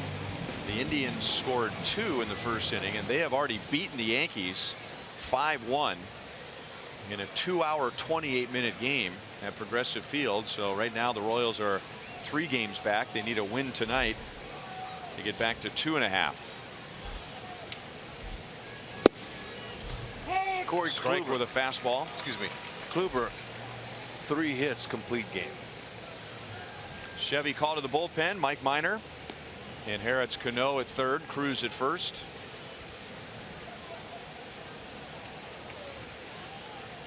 Minor's done a heck of a job. Hard fastball, mid-90s.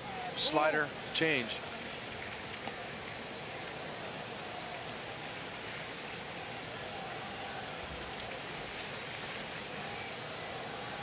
Merrifield playing him to pull because that's what he does.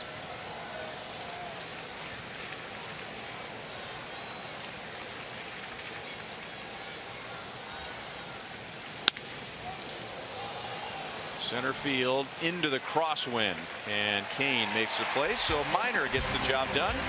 The Mariners strand 2. They have stranded 6 in the first 5 innings.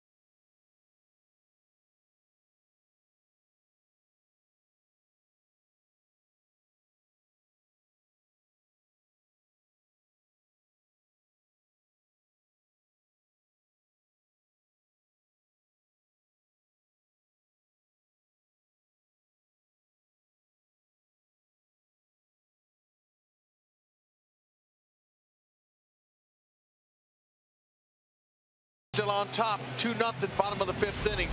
We'll take you back to July 3rd through the 5th. The Moose was loose up in Seattle. Good, easy swings. He was red hot.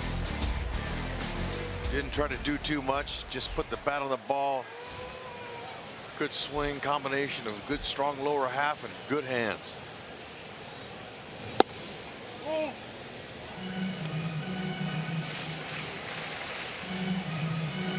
He popped out to third in the 2nd inning tonight.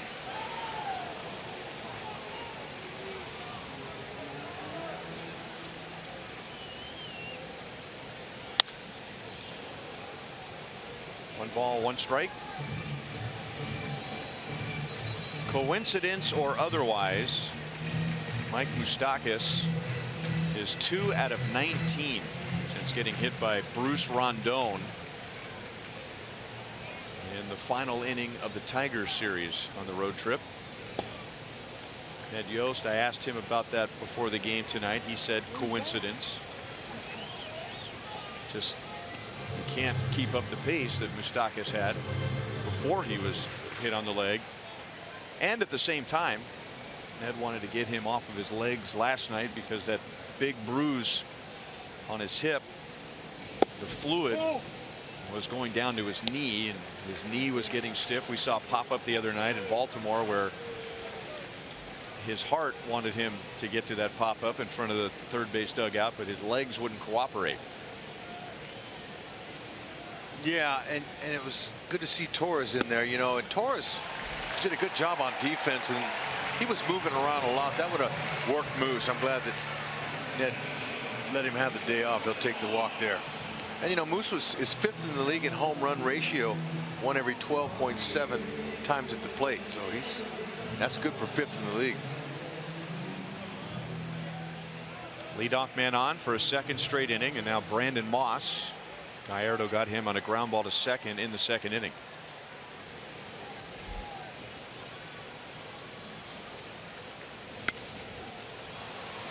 That ball will drop foul by a few feet.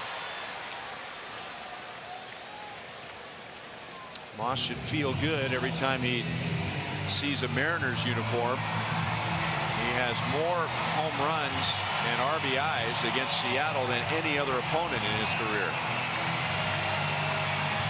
And he saw quite a bit of the Mariners when he was playing for Oakland. 14 home runs, 34 driven in his career against Seattle.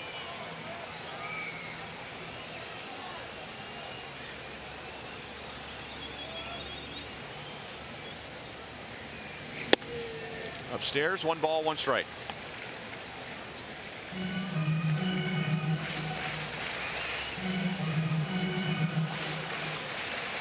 The Royals so far have 2 singles and a walk against Gallardo in 4+ innings.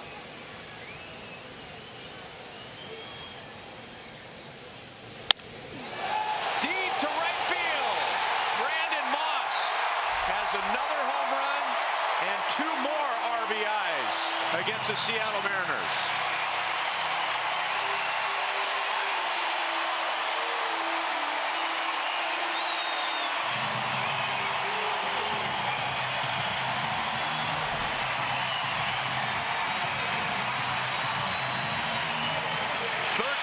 Big fly. I mean, that was a big fly home run. That was way out. It stayed up in the air a long time, and we got a new game. Curveball, center cut right there in the middle, saying, hit me out. Got up underneath it. Moss knew it, set the bat down, and that's a nice, fun trot. Easy trot. There you go. That's exactly what the Royals needed, was a big hit. It had been since Saturday that the Royals hit a home run. They had gone 4 games without a home run. They had gone 46 innings without a home run. So 2-2. Nobody out in the 5th inning. 1-1 on Escobar. He grounded out to second in the 3rd inning. Don Wakamatsu filling in for Ned Yost, who was ejected in the top of the 4th inning tonight. Ejected for a 2nd straight game. Seager plays it to his glove side. That is out number 1. Coming up after the game on Saturday, it's Faith and Family Night here at Kauffman Stadium. The event will feature post-game appearances by members of the Royals and a concert by the band Newsboys. And your ticket to the game includes admission to the post-game program. Royals.com/faith for more information.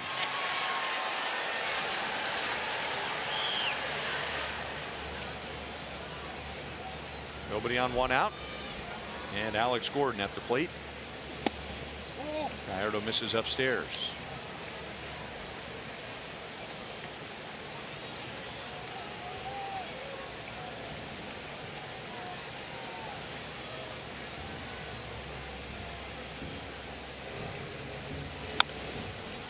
Squibbed off the end of the bat. Mike Jershely hustles over to pick it up.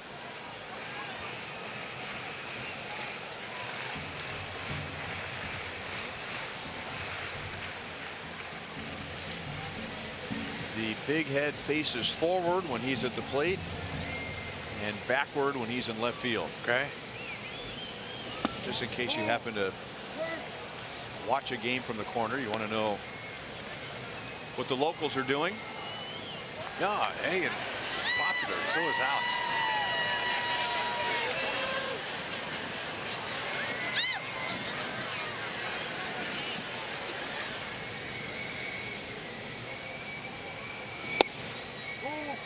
Down and in, 3 balls, 1 strike. Seattle has hit 2 home runs. The Royals have hit 1 home run.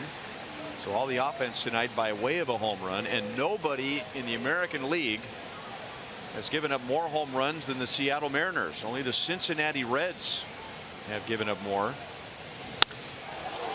That's hit hard but foul. Just by playing at Safeco Field, Seattle was usually at the bottom in home runs allowed every year, but over the past several years they've done some modifications to Safeco Field to make it a little more home run friendly.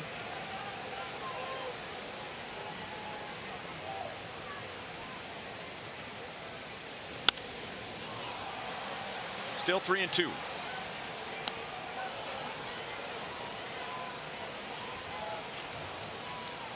Boy, Cincinnati Reds.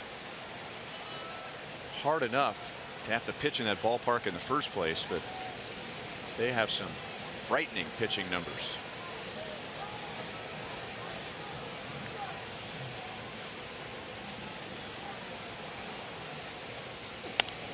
Another foul ball.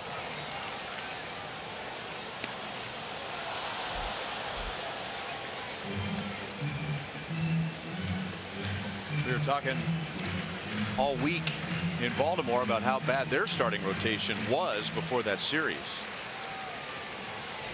And when the week began, the Cincinnati Reds starting rotation as a group had an ERA over 6. Segura, the shortstop, charges in from shallow right field and throws out Alex. So that's 6-3. 2 down. You know, Ouch. yeah, that hurts, and that's. But you know what? It'd be tough to be a pitching coach in a ballpark like that. Look at Moss. He's all fired up now. Get those guys fired up. Nathan Carnes is there. You see Nathan.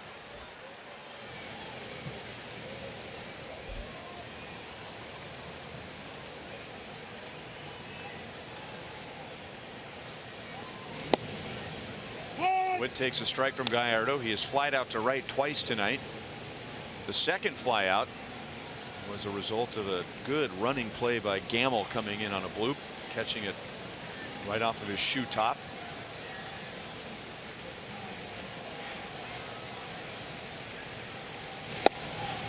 Hard slider away, 0-2.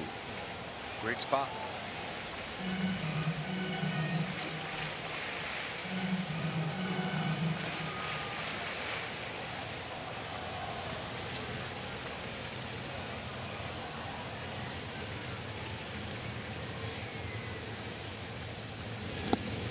Did he go? He did.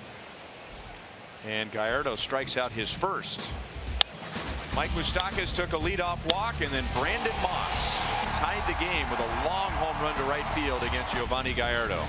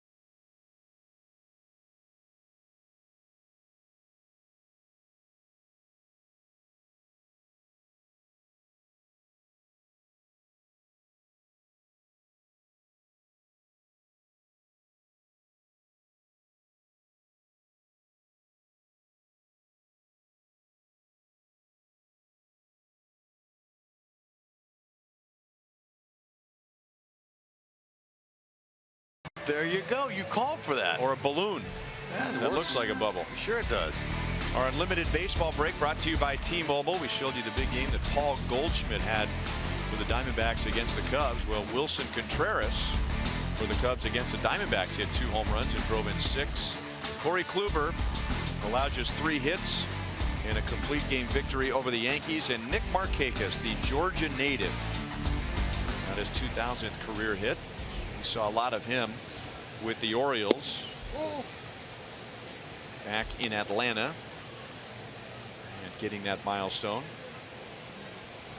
Danny Valencia walked in the 2nd inning and then homered into the right field corner in the 4th, which the Royals objected to.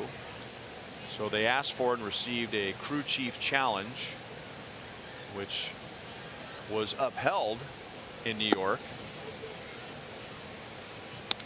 Ned was none too happy about that, so he went out and argued with Larry Vanover, who threw him out. It was clear that the ball hit the railing in foul territory. That you could see without a doubt. What was unclear is what happened to the ball on its way down to the railing in foul territory. That's the angle that right there that we're seeing, that you can see it look like it nicked the pole.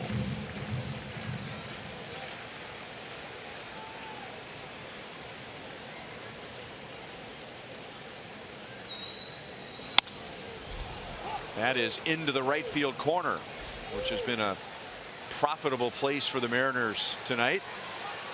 Valencia thought about digging for 3. He'll stop at second with a leadoff double. So 2 home runs into the right field corner and now leadoff double into the right field corner. Yeah, Valencia with a walk, homer, and a double. He's having a night. High fastball. He tried to pull the first one. Minor got it by him. Then he says you could tell Valencia gave in. Who's a good hitter, by the way. He's in that Mariners lineup playing first base because he can hit. He went with that pitch and was able to find some green.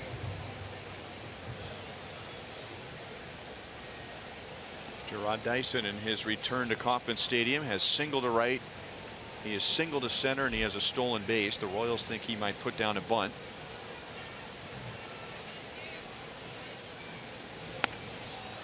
And he gets it down. Minor throws him out. Valencia goes to third. Dropping down a sacrifice bunt was never an issue for Dyson as a Royal, but consistently using the bunt for a base hit was something that he worked on every year he was with the Royals and never really became a bunt for a base hit threat like you'd hope for a guy with his speed. Yeah, but you know what? He did the job there, and he always, like you said, he could get the bunt down when they needed him to, and that's the most important statistic, really. He never was a natural bunter from the very beginning. So where was that pitch? Up for him, I'm not so sure.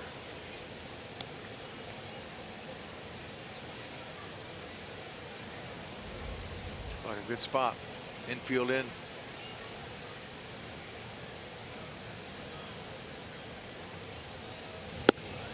Change up away, 2-0 on Heredia. He has struck out and flied to right.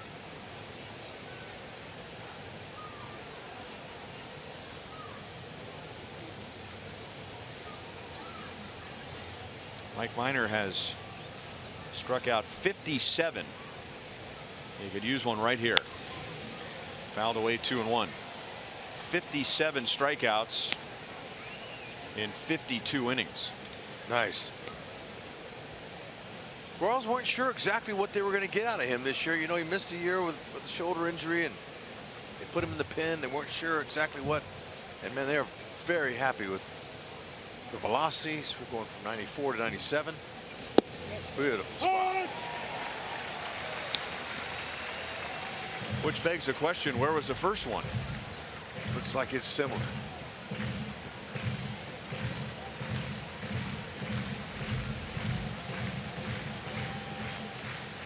Another slider, or do you climb the ladder on a young hitter? Probably could climb the ladder with He doesn't have a lot of power, so if you can pop him up in the infield, that would be good. Minor wants to throw a curveball. And it is just foul. Salvi went through everything he had as an option there. He went slider, fastball away, fastball in, changeup, and then finally got to 2, the sign for a curveball, and that's what Minor wanted. Well, the type of hitter that Heredia is, if you pitch the ball down low, he's a contact hitter. He'll be more likely to find a hole. See if he'll go upstairs and get him to pop it up. There they are again. Multiple fingers means breaking ball usually. Just got a piece of it, and it also got a piece of Salvi. Yep. Got him on his left leg.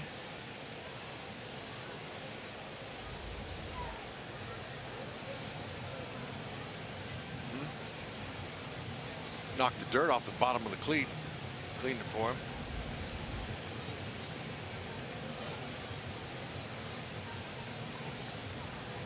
Mike Moustakas is the designated walk over and talk to the pitcher. Give him a little he's not alone when the catcher or the umpire is shaken up by a foul ball. Yeah, and I like that. I think it's good. You know, he's giving him some positive reinforcement. Come on, big out here. Let's go get the strikeout. That's what Moose is telling him. Up the middle and a base hit into center field. So out over the plate. Heredia goes back through the middle. And Valencia's double turns into a run, and Seattle regains the lead.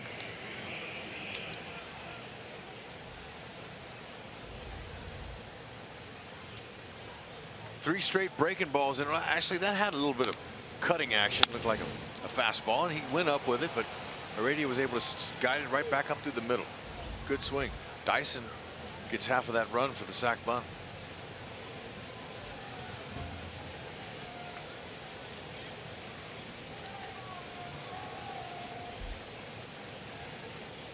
Mike Zunino struck out twice against Cahill.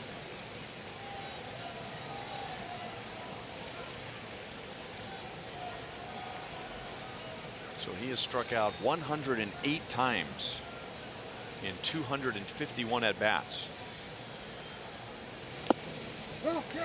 He made contact. 0-1. Every time the Royals turn a double play, the next day McDouble sandwiches are $1 at participating McDonald's. It's all season long.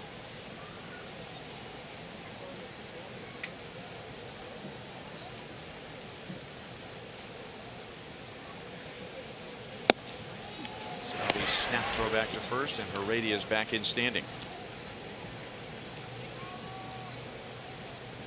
Heredia just one steal, has been caught 4 times.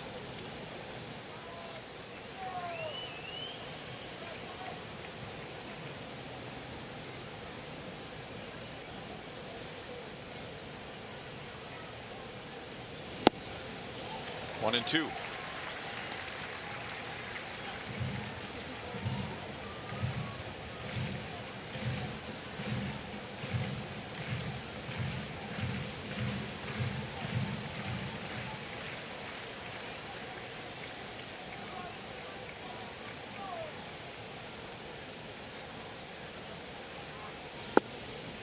Two balls, 2 strikes.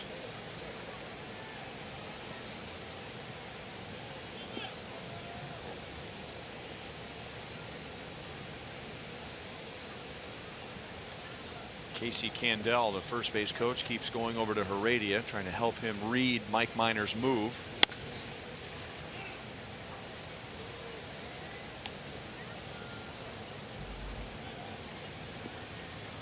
One of the great characters in the game. Yeah, a lot of fun. You see Casey, it brings a smile. We were teammates in Montreal for a little bit, played against him some. Scrappy, you know, not a real big guy, but big heart. Kind of out of the David Eckstein mold, if you remember him. And hard little scrappy ball player. And today, hitters have shin guards and elbow pads and different batting gloves. And so they go to the first base coach when they reach and they say, here, hold this. And he's got a back pocket full of stuff.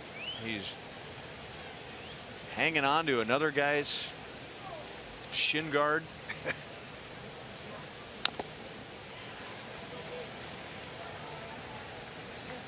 So there's a couple of shin guards in one hand. He's got someone else's shin guard in his back left pocket.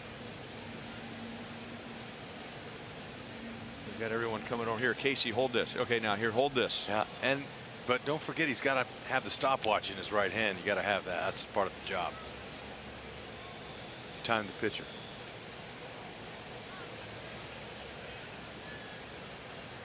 Between when he comes set, he breaks his hands.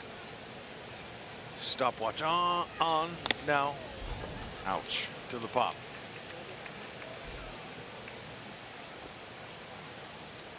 So 95. Salvi's getting beat up tonight.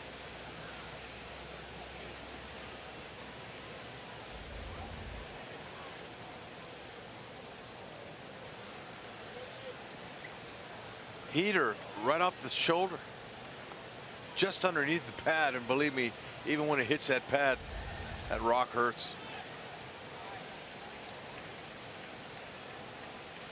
He was on his way over to chat with Mike Minor again to give Salvi a breather. 3-2.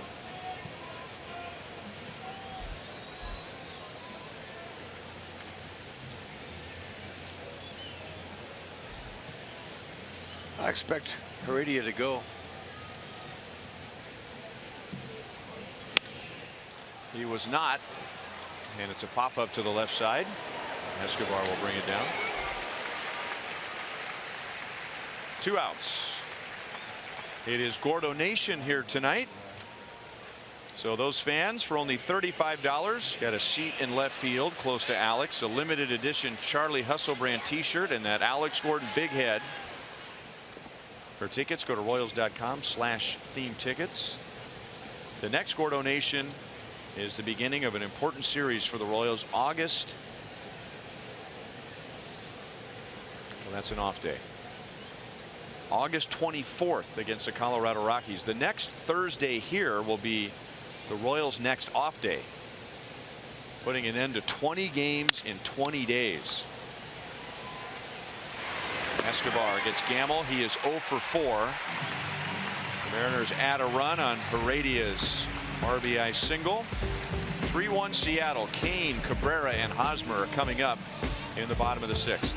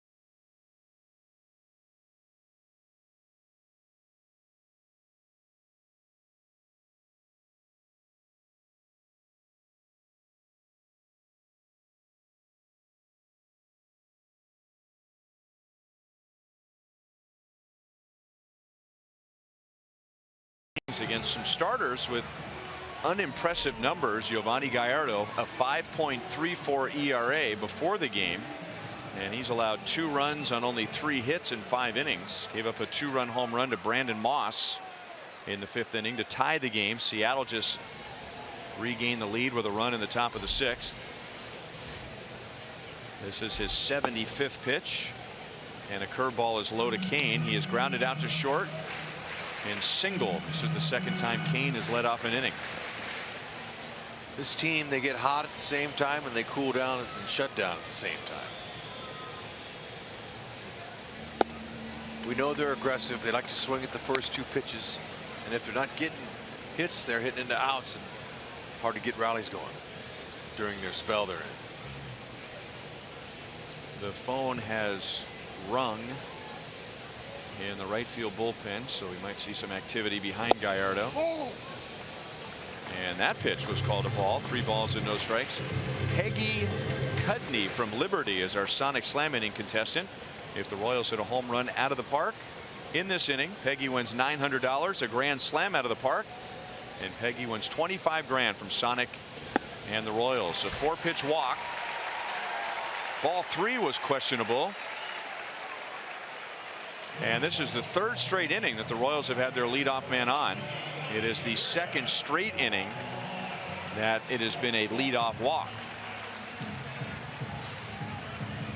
There's Mel Stottlemyre, the son of Mel Stottlemyre, who was a very good big league pitcher and was the Yankees pitching coach during their run in the late 90s. So there's his son, Mel Stottlemyre Jr., the Mariners pitching coach.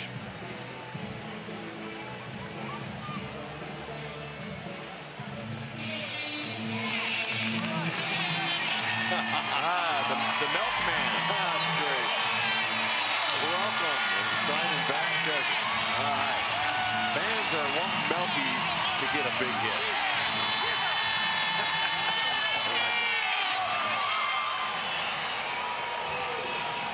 So far, he has an infield single and a fly out to right field.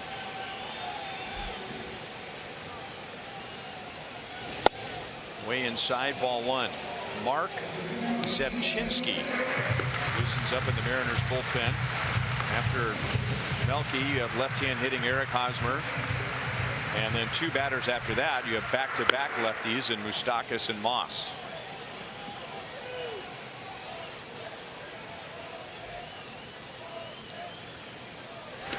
And the way Zepchinski is going right now, he's probably getting ready for Moustakas.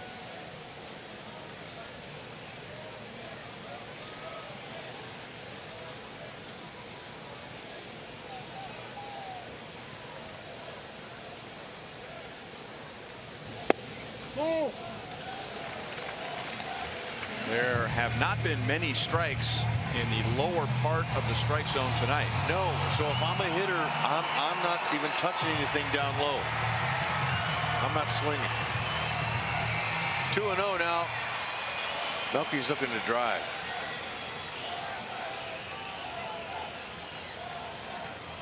Gap to gap hitter. 3-0, so he's missed with 7 straight. So Royals now, 3rd time through the order, starting to be a little bit more selective against Gallardo.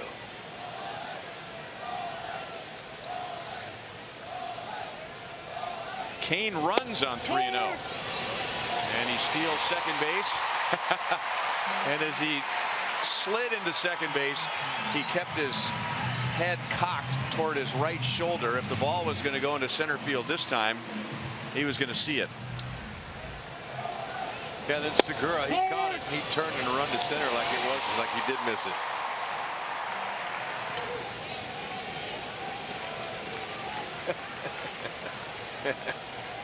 He knows he's trying to mess with him.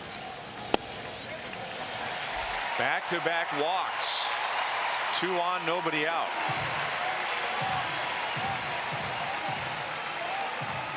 Is Zepchinski warmed up enough here? That's what Scott Service and Mel Stottlemyre might be discussing, and they're going to go to the bullpen.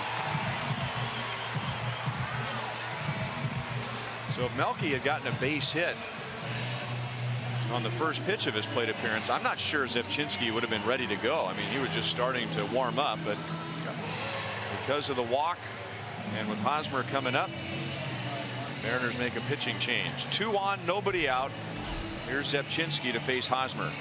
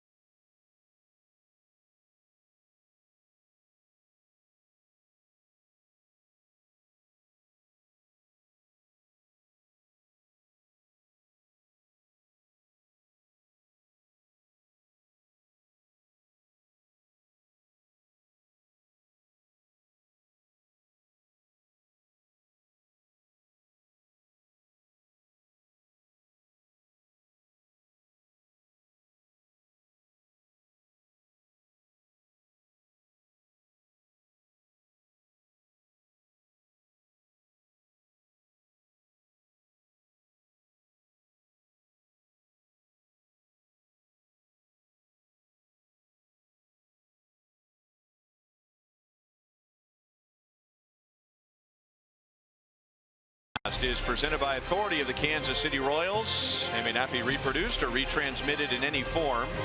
The accounts and descriptions of this game may not be disseminated without the express written consent of the Kansas City Royals. Ryan Lefevre, Rex Hudler with Joel Goldberg and Jeff Montgomery. Director Steve Kurtenbach, producer Brian Shapiro, associate producers Al Broughton, Sam Abramson, Dave Holtzman, Dean Andrick. And this is Mark Zepchinski in a Chevy call to the bullpen, who has made a career out of situations like this. Sure has. Look at that first batter efficiency. Excellent. He's been able to hold those left-handed batters down. Just .216 average. 1 home run.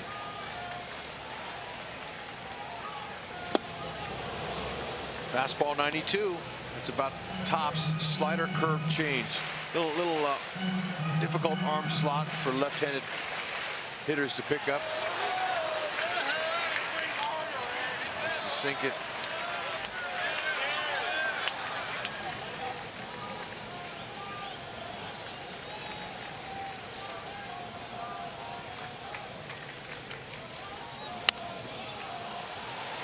Oh, 2. That was a hanging slider there. Look at Hosmer and hitting lefties and righties. Extremely consistent. One of the best hitters in the American League.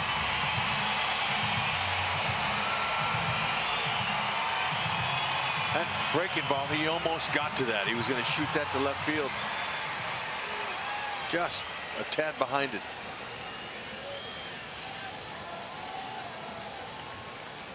This matchup has favored Zepchinski over the years.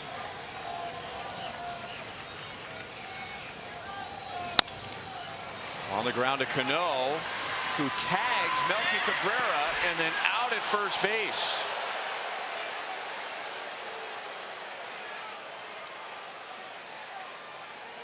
Good heads-up play.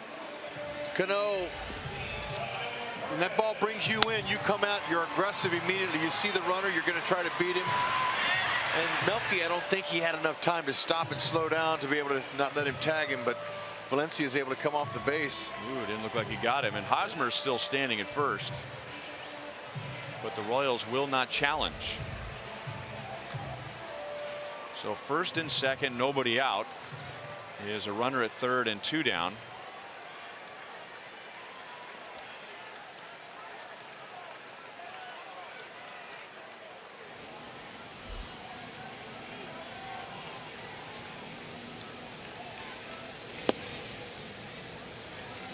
Outside to Salvador Perez. This year, the Mariners have had some bullpen issues. Our Rocket Arms, brought to you by Quicken Loans. But the bullpen has improved very steadily during the season. April, bullpen ERA 5.8. And then 3.92 in May, 3.7 in June, 2.29 in July. The Mariners do have the most blown saves of any bullpen in the American League. Zepchinski is pitching Salvador Perez very carefully with a left-hand batter on deck. Mike Moustakas now. They're going to put Salvi on.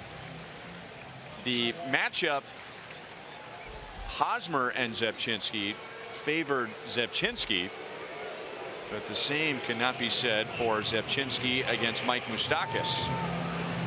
He's had a bad time against Mike Moustakas, who is 6 out of 12. All 6 of those hits are singles. That's all the Royals need right here to tie the game.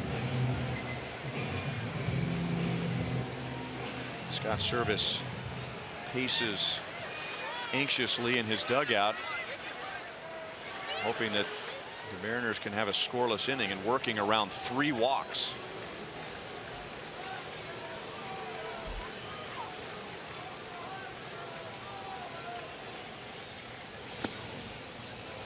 Breaking ball is inside, ball 1. Very nice numbers here with 2 outs. Moose doesn't try to juice the ball. Now he'll try to hit a homer sometimes, but this time right here he's been consistent. Tries to find a hole.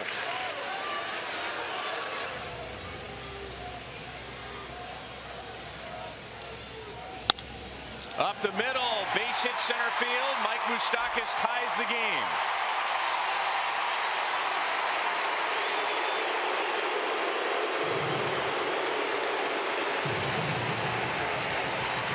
Exactly what he's been doing. That's why he's hitting over 300 in crucial situations this year. He's a veteran. He knows exactly. That's right. Get him on, get him over, get him in any way you can. There's the defenders. Why not just hit the little dribbler right up the middle there? Perfect job. Moose just trying to put it in play. Got the right pitch. Ties it up. That's right. Call him. Doesn't have to hit a home run to make a big impression. Just continue to move the line along.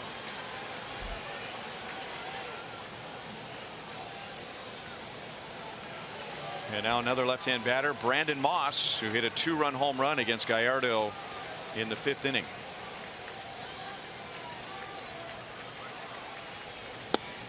Remember when we were in Boston and I made the comment with Merrifield on a pitch that was way outside, and he knew that's how they're going to pitch him in an RBI spot, and I said that reminded me of Edgar Martinez, right, who just knew how to get an RBI. He's the Mariners hitting coach. He's not in the dugout now. He's probably watching video as his team is on defense. He was the best that I've ever seen in that, not getting caught up in the moment and figuring out, okay, what is this pitcher going to do to me here? Mike Moustakas, 3-run home run would have been great, but it was like he went to the plate thinking, okay, let me look at the field, let me look at who I'm facing, let me look at the situation, and just guided it into center field to tie the game. Yeah, oh, you're right. I had to defend Edgar for 3 years in that division out there with the Mariners, and every time I would take 2 steps to the left knowing he's going to hit the ball in the hole, he'd hit it just a little further past me. Great situational hitter.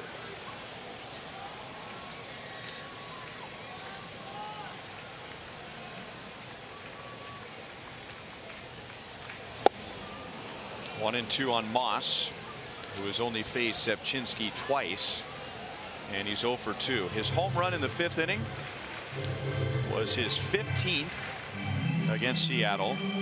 RBIs 35 and 36, most home runs and RBIs against any opponent in his career. Got good numbers against lefties.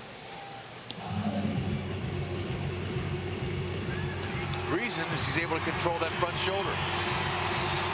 And he's confident. He sees the numbers and he goes, all right, lefty, I can hit lefties.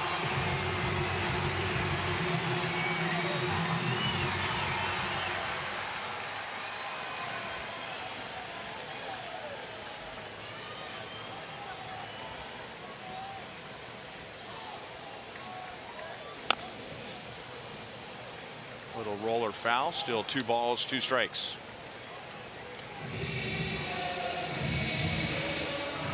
Brandon Moss was a tough out during the last homestand, and the Royals won the last 5 on the last homestand, scoring about 8 runs per game, and then drove in 1 during the road trip, and now here we are back at home again, and he has a home run and 2 driven in. Great to be home.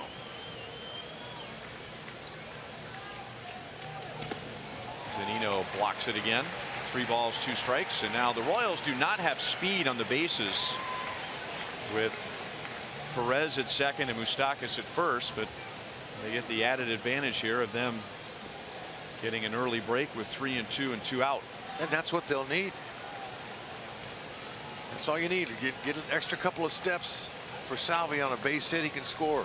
Dyson, we talked about him with 10 outfield assists. He's got a good arm. Gamble with 2 in right. Heredia has 3 in center. Foul tip and a strikeout.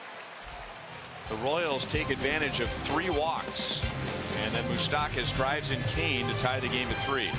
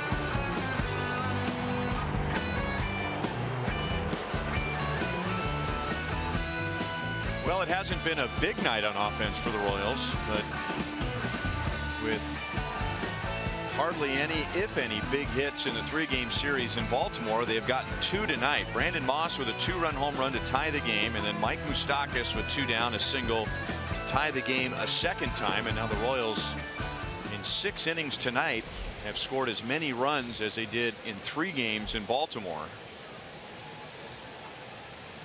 So that will release some of the pressure. Mike Minor will get Segura, Cano, and Cruz. Minor got the last out of the 5th inning in relief of Cahill, and then he allowed a run in the 6th.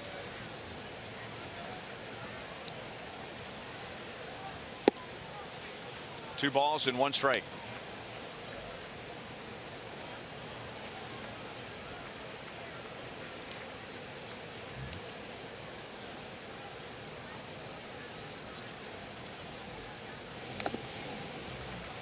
2 balls, 2 strikes. Segura's had a nice year for Seattle. He has been on the disabled list twice, and yet they liked what they saw very early in the season, and they gave him a 5-year contract extension in June. It's his first year with the Mariners. He was traded over from the Diamondbacks after leading the National League in hits. So his spring training and a little over 2 months of the regular season, and Seattle said, we've got our shortstop. Good for him. He's aggressive. Maybe a little too aggressive, and he is. Mike Minor strikes out his first, 1 down in the 7th inning. Any more thoughts on our sprint trivia question? 4 second basemen have won the All-Star Game MVP. That's one of them, Robinson Cano this year. How about Joe Morgan? That's 3. How Who was our other one? Cano, Alomar. And Roberto Alomar. How about Ryan Sandberg? 1990.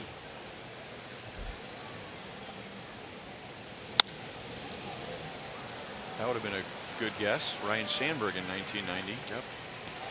Cano is 1 for 3 tonight with a walk. Jeff Kent. Good try. I was playing the National League. I remember Sandberg. What league? Oh.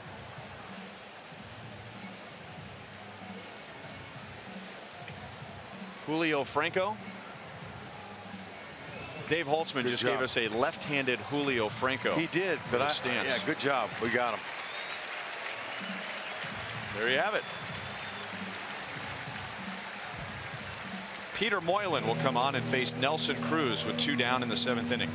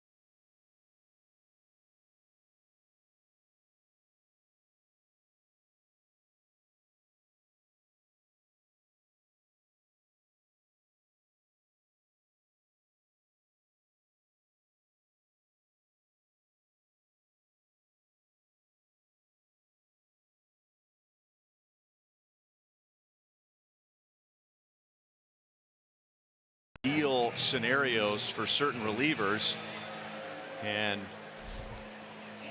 Mike Minor is someone he's not afraid to bring in the middle of the inning. Minor did that tonight, and the same with Peter Moylan, who comes on with 2 outs, nobody on.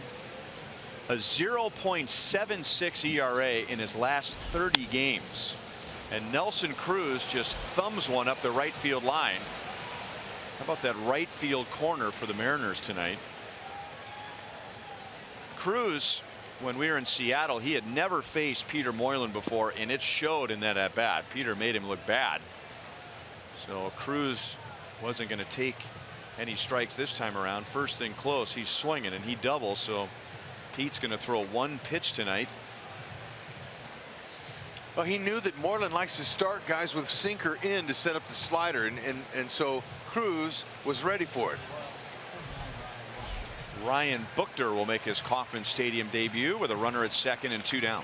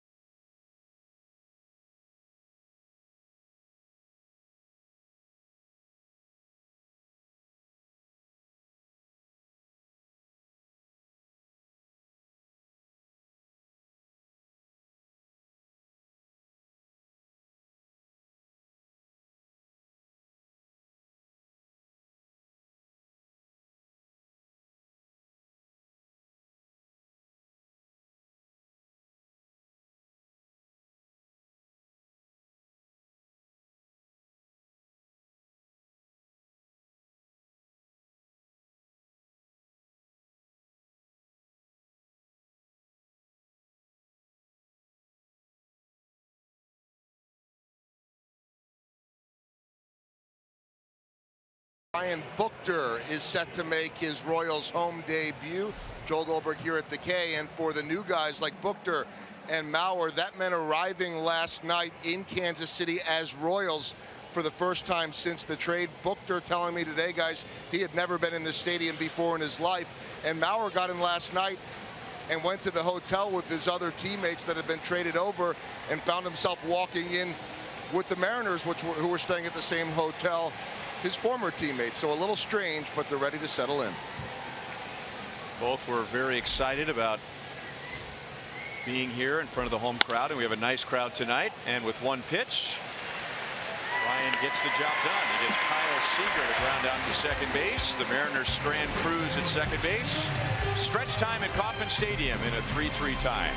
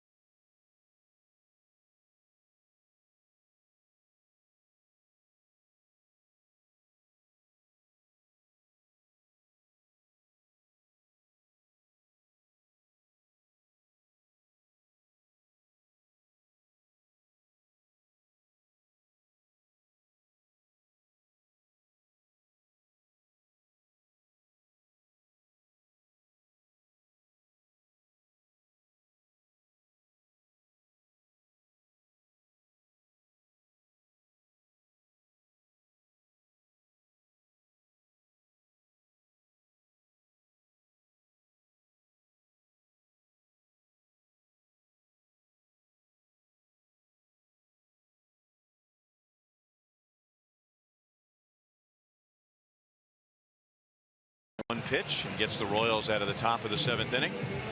You can get closer to the action at Kauffman Stadium with our Royals Memories program. You can choose amongst a variety of unique opportunities, such as a photo on the field, watching batting practice, and delivering the game ball. All experiences are available for purchase each game exclusively through the MLB.com ballpark app. This is Emilio Pugin, appearing for the 11th time. Good numbers for the short amount of time he's been in there. Opponents not doing much off him. Under 200 average. Strikeouts. He's doing it. Low to mid-90s fastball slider. Escobar jumps on the first pitch and pulls it foul.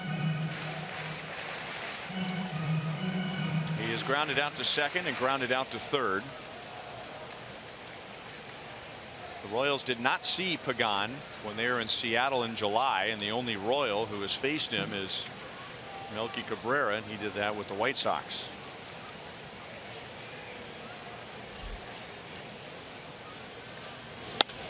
Up the middle, base hit center field, and for the 4th consecutive inning, the Royals have their leadoff man on. That leadoff man came around to score in the previous 2 innings. Escobar's 1 for 3. Two-seam fastball didn't sink, right in the middle. Good short compact swing. That's what you do to start it off. Fan out there in the stands today, she wrote it right. Get him on, get him over, get him in.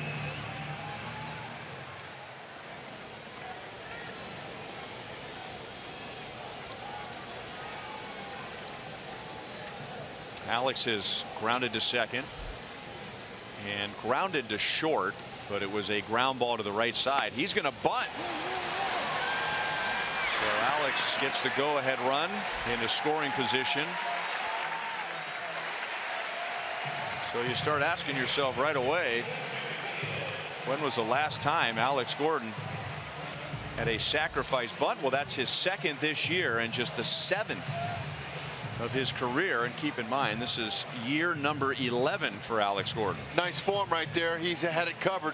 He's able to see the ball down. He didn't try to run before he got the ball on the ground. That's nice. Now, if he was interested in a base hit, he would have went the other way to third base. All he wanted to do there, get him over. All we're missing now is get him in.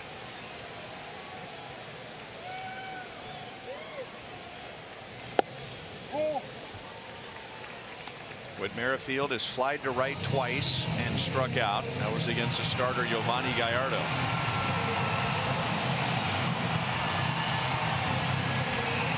Look at that 319 average with runners in scoring position. Right man to get him in. Whitley, he'll hit the ball wherever it's pitched. Fastball slider from Pagan. Chopped to third. Seager bare hands and dropped by Valencia. I think he would have been out. It is an error on Danny Valencia.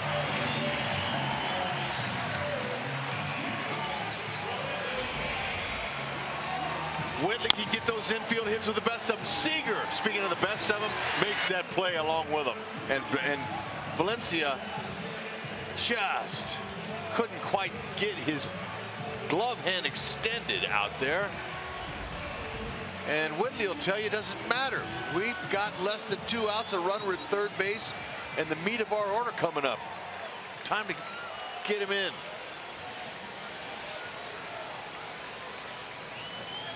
Royals turned some errors into some big innings on the last road trip.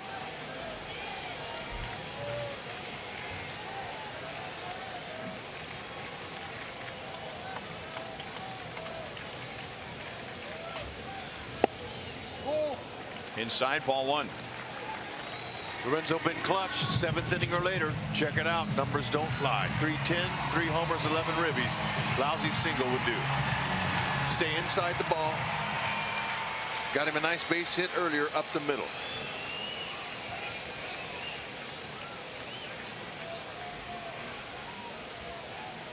Maybe get up underneath one.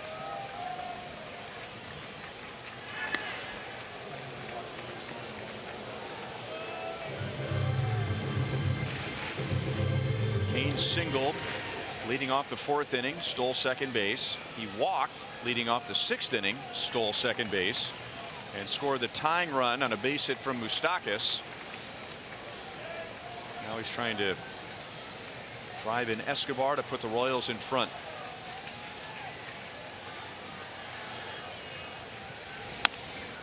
Grounded to third and foul. So the Royals are fortunate that that was a foul ball, as Pagan got Lorenzo to make contact on a half swing. Nice slider away.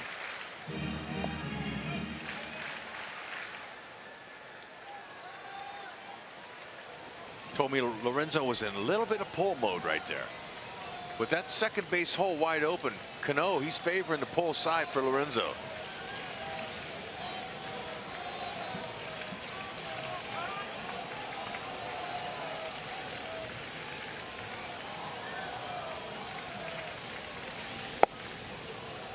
Called strike, and it's 1-2.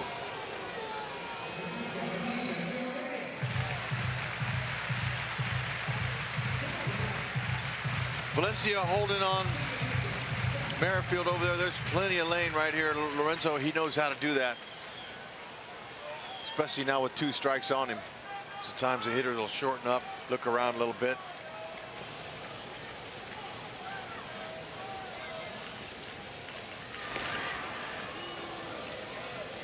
Trying to keep Whit close. Royals would love to take 90 feet right here on Pagan and eliminate the chance for a ground ball double play.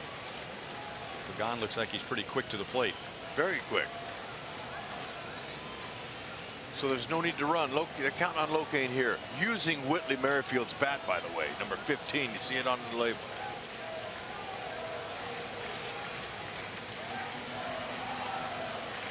Not running. Kane, right field. And down for a base hit. The Royals take the lead for the first time tonight. Kane drives in Escobar. There it is. He wanted to hit that hole. He saw it off the end of the bat. And that is a low Kane triangle hit.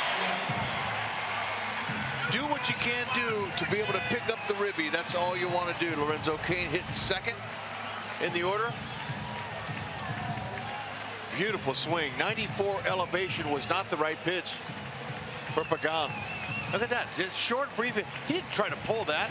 He wanted to dump that out there in the low Kane triangle the worst way, and he did.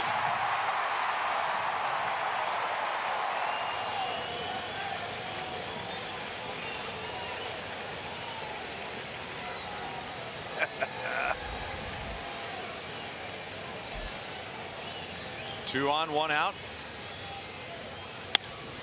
Fouled away by Melky. He has an infield single and a walk. And he's the only one who has seen Pagan before tonight. Just one at bat. But a hitter will take some comfort in knowing that they have faced a pitcher before.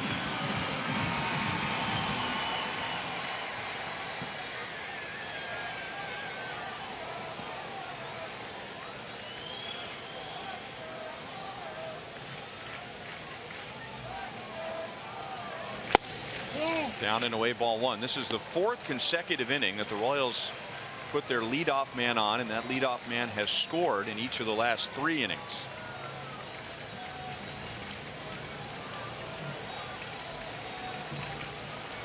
Royals have scored more runs tonight than they did in 3 games at Baltimore.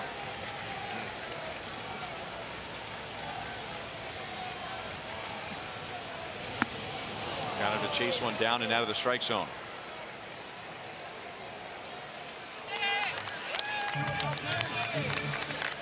The Milk men and women and kids are here tonight.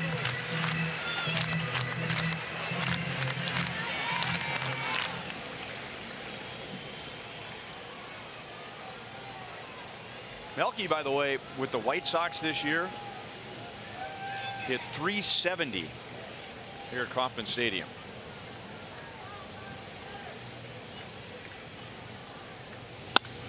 Base hit left field. Merrifield's around third. Heredia's throw is cut off.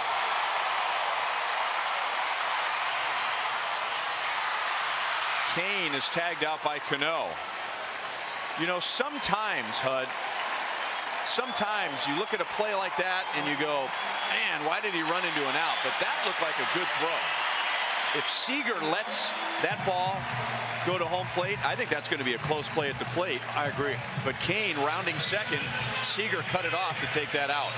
Yeah, Heredia scouting report says he has a great defensive play and also a strong arm. Look at that swing. Very nice. Again, another Royals hitter, back-to-back hitters, not trying to do too much, just trying to put the ball in play. That was a perfect throw. Good throw. Yeah, that's a one-hopper. You could see Zunino, the catcher, just sitting there waiting for the one-hopper. Would have been close. You're right. Locane did what his instincts told him to do. That's okay. Aggressive running mistake. It's not going to hurt him. And that's the goal on a play like that.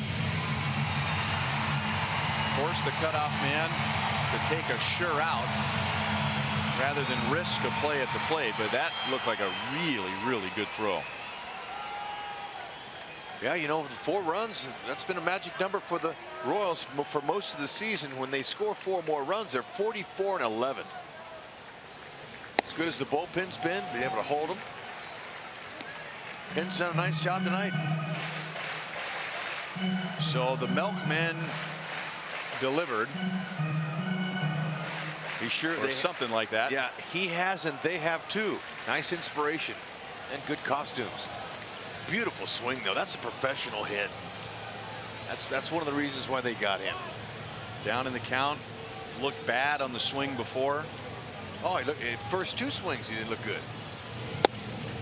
3-0 on Hosmer. Haas has never faced Pagan. I'm giving him the green light though, just on his merit.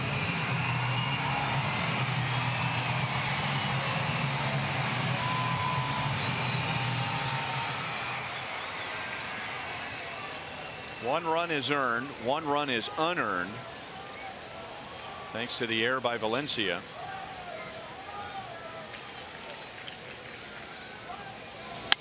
Swinging 3-0. And he got a pretty good swing on it. Sure did. Inning over. Leadoff single. An error. And the Royals take advantage. They turn it into 2. Kane drives in 1. And the Milkman drives in the other. Get him on, get him over, get him in.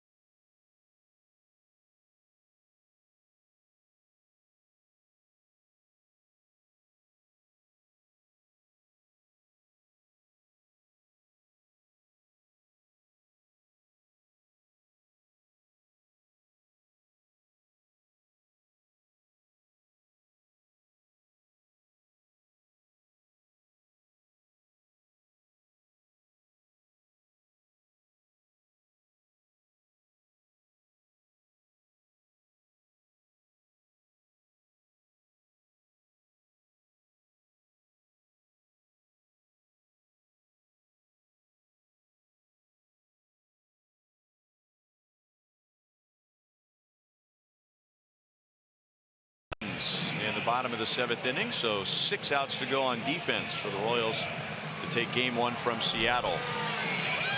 Royals fidget spinners are the newest item at the Royals team store. These exclusive Royals licensed fidget spinners feature a design with all 3 hot dogs from the hot dog derby race: ketchup, mustard, and relish. And they're only available at the ballpark, so drop by when you're here at Kauffman Stadium. Soria in the 8th in a 2-run game. It'll be Valencia, Dyson, and Heredia.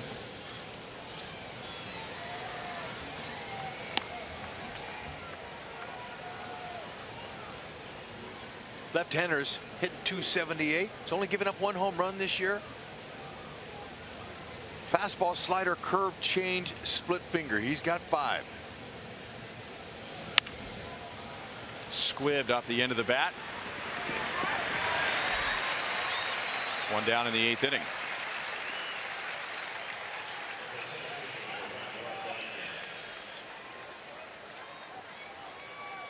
Cahill went 4 2/3.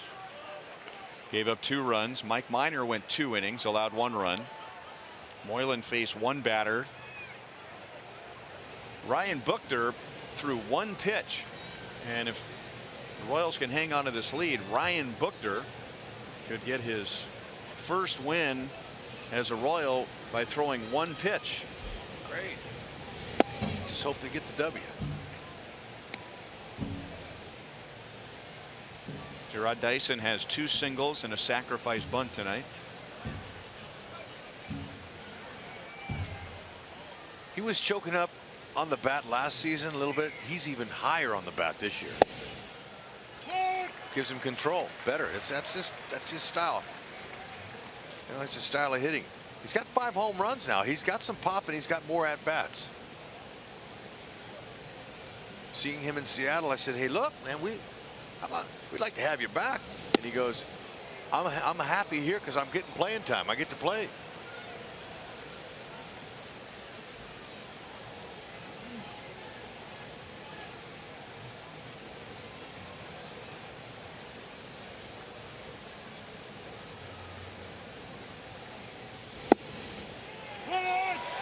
Two balls, 2 strikes. Good spot there.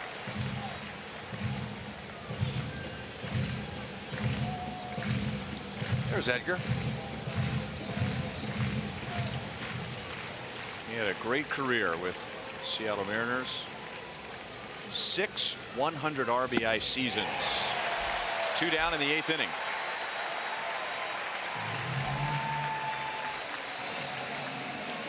Excellent changeup, good spot. Soria keeping the ball down.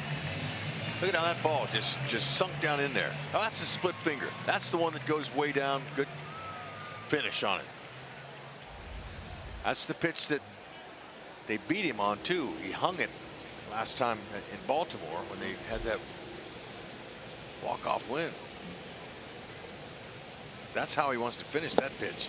Good slider there. Vanover's not giving that call all night. Heredia put Seattle in front with an RBI single against Minor in the 6th inning. The Royals tied it in the bottom of the 6th and took the lead with 2 in the 7th. Melky Cabrera up against the side wall.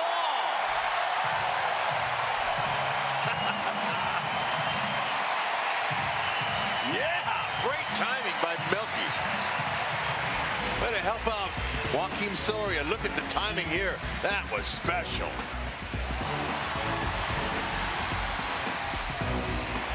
Skills.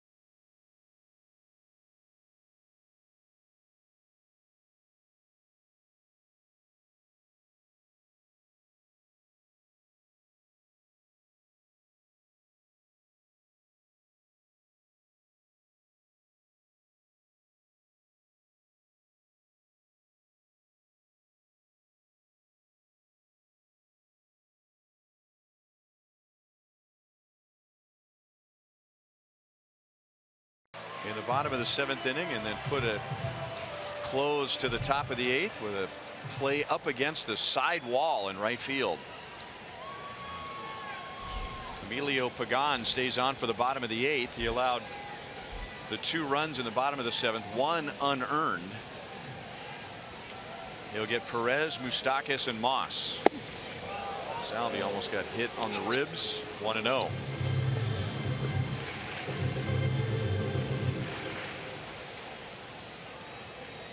Cleveland has won. They beat the Yankees earlier tonight 5-1.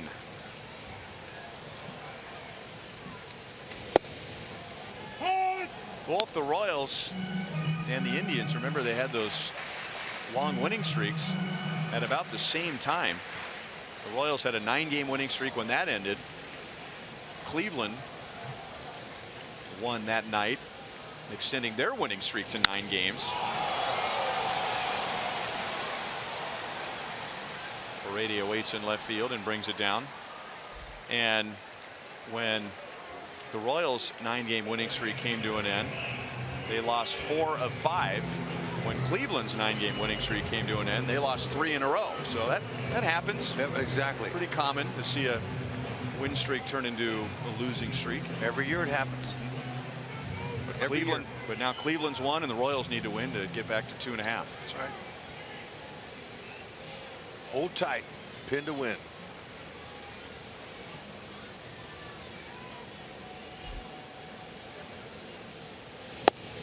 Inside to Mike Moustakas. He tied the game with 2 outs in the 6th inning. He singled to center field against lefty Mark Zebchinski. And now he is 7 out of 13 against Zebchinski.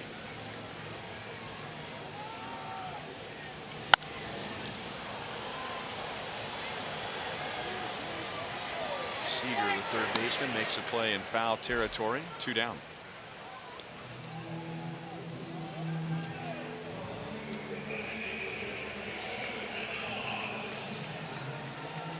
Brandon Moss hit a 2-run home run in the 5th. The Mariners got 1 in the 2nd, 1 in the 4th. Moss tied it with his home run. Seattle got a run in the 6th. The Royals tied it in the bottom of the 6th and then took the lead in the 7th.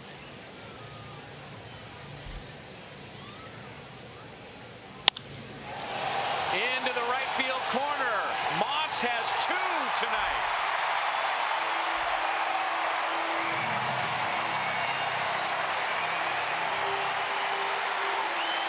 And we told you early on that he has more home runs and RBIs against the Mariners than any other team he's played against.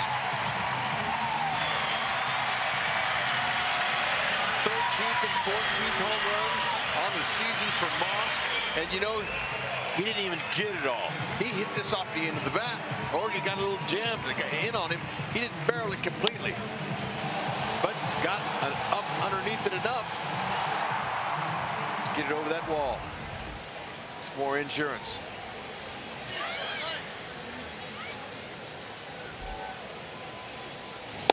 Escobar had never faced Pugin when he came to the plate in the 7th inning, and he singled to get that 2-run rally started. Kelvin Herrera has a 3-run lead, and Herrera will get the 9, 1, and 2 hitters in the top of the 9th. The Royals have scored in 4 straight innings.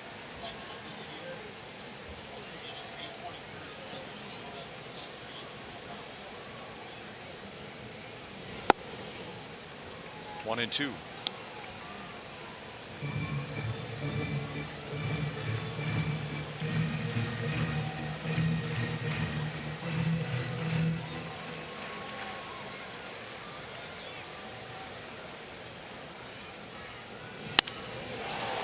Line to left, and Heredia is there.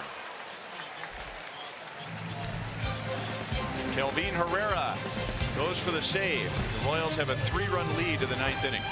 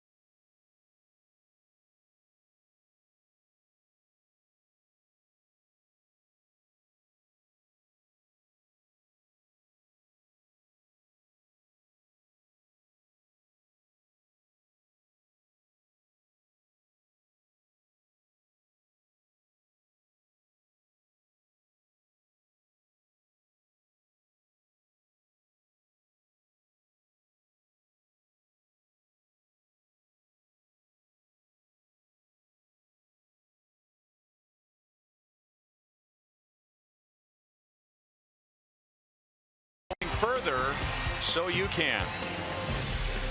And by Academy Sports and Outdoors, for all for less. 6-3 Royals to the top of the 9th inning. Let's go down to Joel. Well, double the run production tonight as they had in the whole Baltimore series. And when this one wraps up, Jeff Montgomery and I will be breaking it down on Boulevard Royals Live. Nothing like the K. Home sweet home as the Royals back and getting the bats back. And Moss mashing here at the K, called a multi-Moss night. That, Ned Yost, will get you ready for tomorrow and much more coming up on Boulevard Royals Live. Thank you, Joel. Kelvin Herrera's going for his 24th save. This is Leonis Martin batting for Mike Zunino.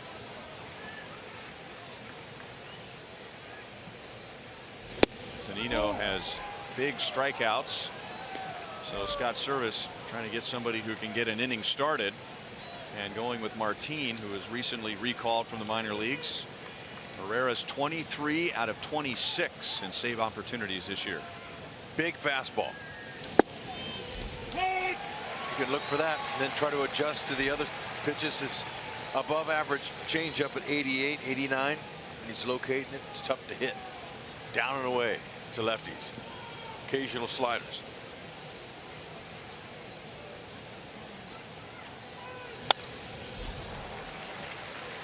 A little tardy. Slightly.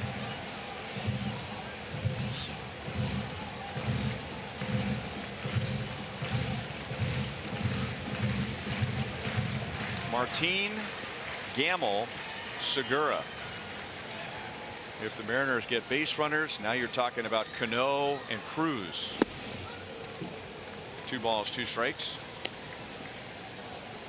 Hope they don't want to get down that far, that's for sure. Don't get down there, those power guys.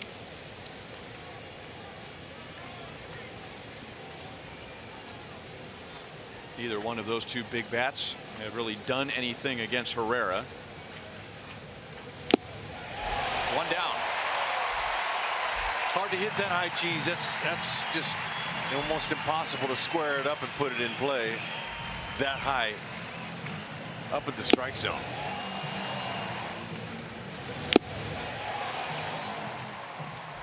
Power. Closers, most of them have the power because managers like strikeouts.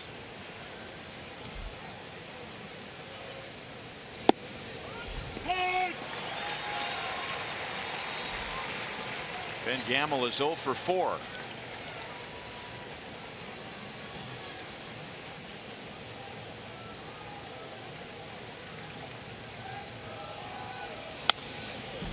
And he's laid on a fastball at 98.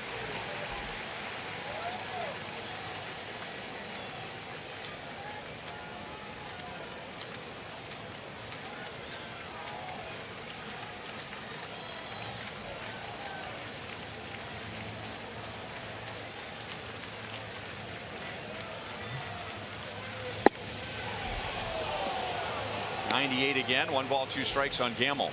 Yeah, 98 on the hands.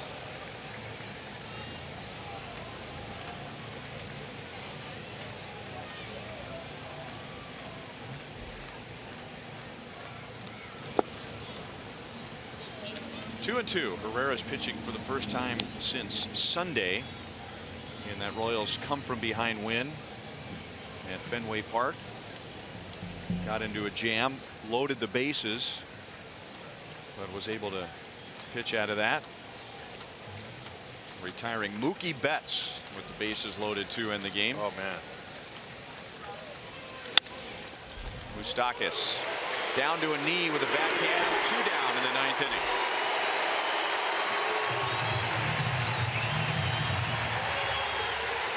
$29,228 to kick off this 6-game homestand.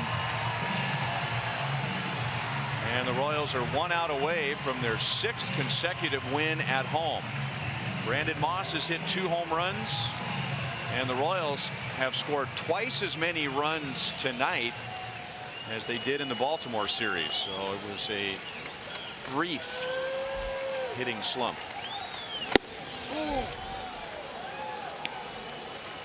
It was worth wondering how long the Royals would struggle offensively after they were scoreless in the first 4 innings tonight against Giovanni Gallardo. But Brandon Moss, that 2-run home run in the 5th inning, I think loosened the guys up. No question about it.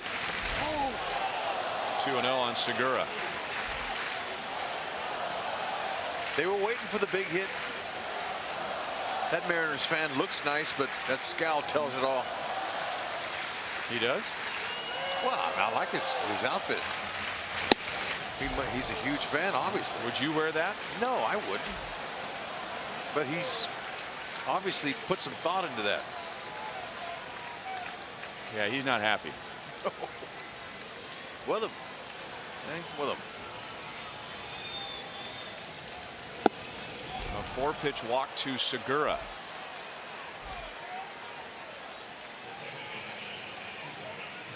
So you got the big bats coming up. Robinson Cano. He is 1 for 5 against Herrera. If he gets on, Nelson Cruz, who has driven in 80, would represent the tying run, but Cruz is 0 for 6 against Herrera. So the two big Seattle bats are a combined 1 for 11 against Kelvin Herrera. The Royals will allow Segura to take second base, so no stolen base. Runner at second with 2 down, and strike 1 on Cano.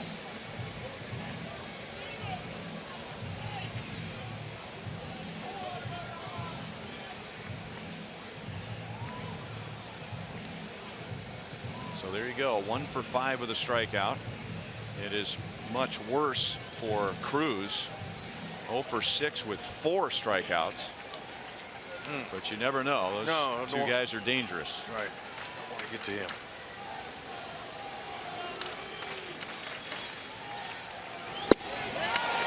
Changeup. Cano almost looked like he glanced out at Herrera to say, really? He had his fastball swing, and Herrera had his fastball arm speed, but he pulled the string and he won.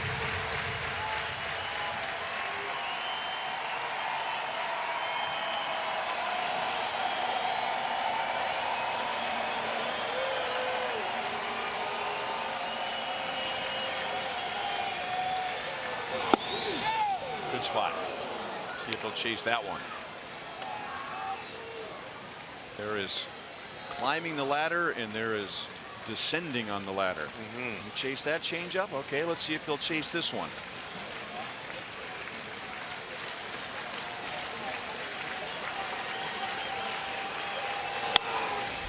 Moustakas got a glove on it. A run will score. It is 6-4, and Cruz is going to get a shot against Herrera in the 9th inning. RBI single for Cano. That's his second hit of the game. Moose almost kept it in the webbing. Good level swing now. Cano wasn't trying to do anything more than just to put the bat on the ball, and he did.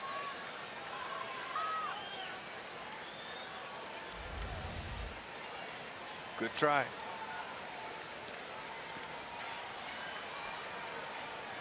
So if you're the Mariners, all you want is a chance.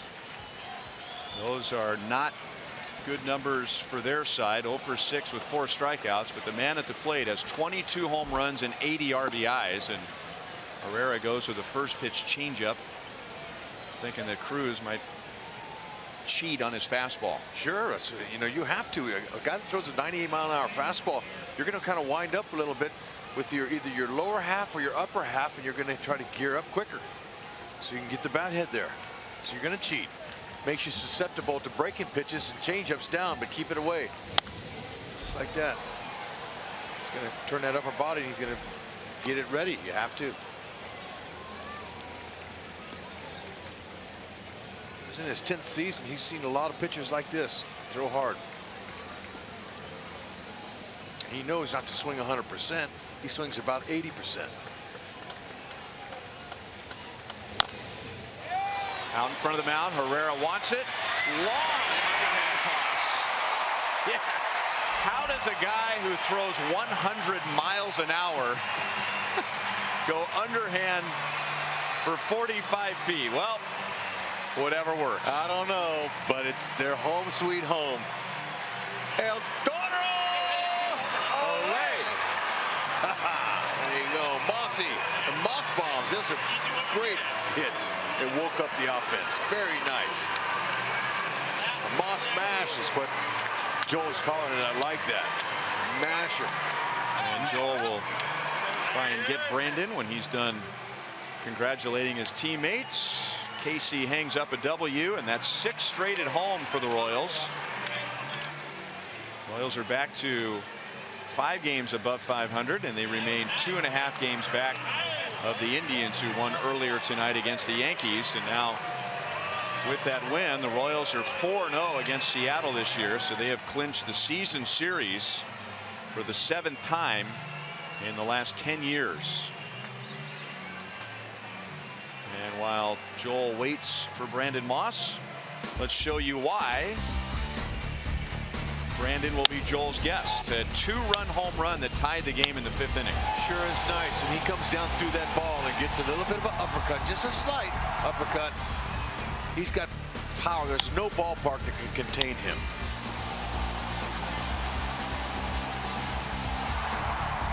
Down to Joel. All right, we are discussing whether Salvador Perez will make his way out here on a cold night. Brandon says no. Salvi might say 1 for each homer. We'll see what happens. But I want to ask you about the first homer, because it appeared like maybe that loosened up the team, took some pressure off after a rough few games. I mean, you know, you got to give credit to Giovanni. He was throwing a good game. That was just a hanging curveball, and it was an account where I was expecting some off speed. It's going to be so cold. It's good.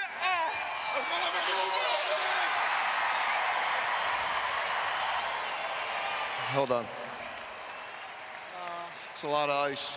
Yeah. Anyway, Giovanni was throwing a good game, but you gave your team some life. He did. He ended up throwing a really good game. You know, he kept us off balance, and he had that cutter working, but that was just a hanging breaking ball that and you know, count that I thought off speed might be coming, and I sat back on it. But yeah, it gave us some life, and then we ended up having some really good at bats there late in the game, which we've been doing a lot lately. You know, we've been getting things going late in the game and having some exciting wins, and this was another one.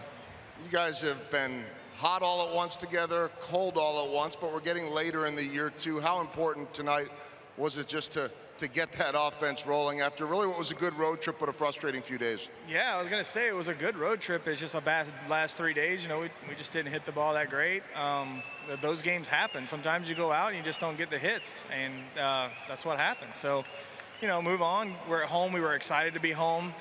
The weather was amazing. The crowd was amazing. It was a good night, and we ended up having a good ball game. Last thing regarding that being home, you've had the chance now to play here at home all year long. Melky Cabrera makes his return. Ryan Buchter on 1 pitch in his debut here gets his first win. Mauer's here with the team. How good to be back at this place and share that with them. Absolutely. And, you know, like you said, Melky came out. He had a great game. So a big knock right there. You know, ended up being what was the game-winning RBI. You know, just he came out and had a great game, made a great catch there. And, you know, you never know if he doesn't catch that ball, how that inning might turn out. Anything can happen. So, you know, obviously he's been contributing. We didn't get any wins in Baltimore, but he had some hits and, you know, came out tonight and got us going a little bit. And like you said, the new guys throwing in the bullpen. It's nice to have those guys back there. Great job tonight. Go dry off. Thanks. Brandon Moss, and he has been some kind of hot here at Kauffman Stadium. Guys, back up to you. Yeah, as in 4 home runs and 12 RBIs in his last 12 at Kauffman Stadium. Even this can't really cool him off.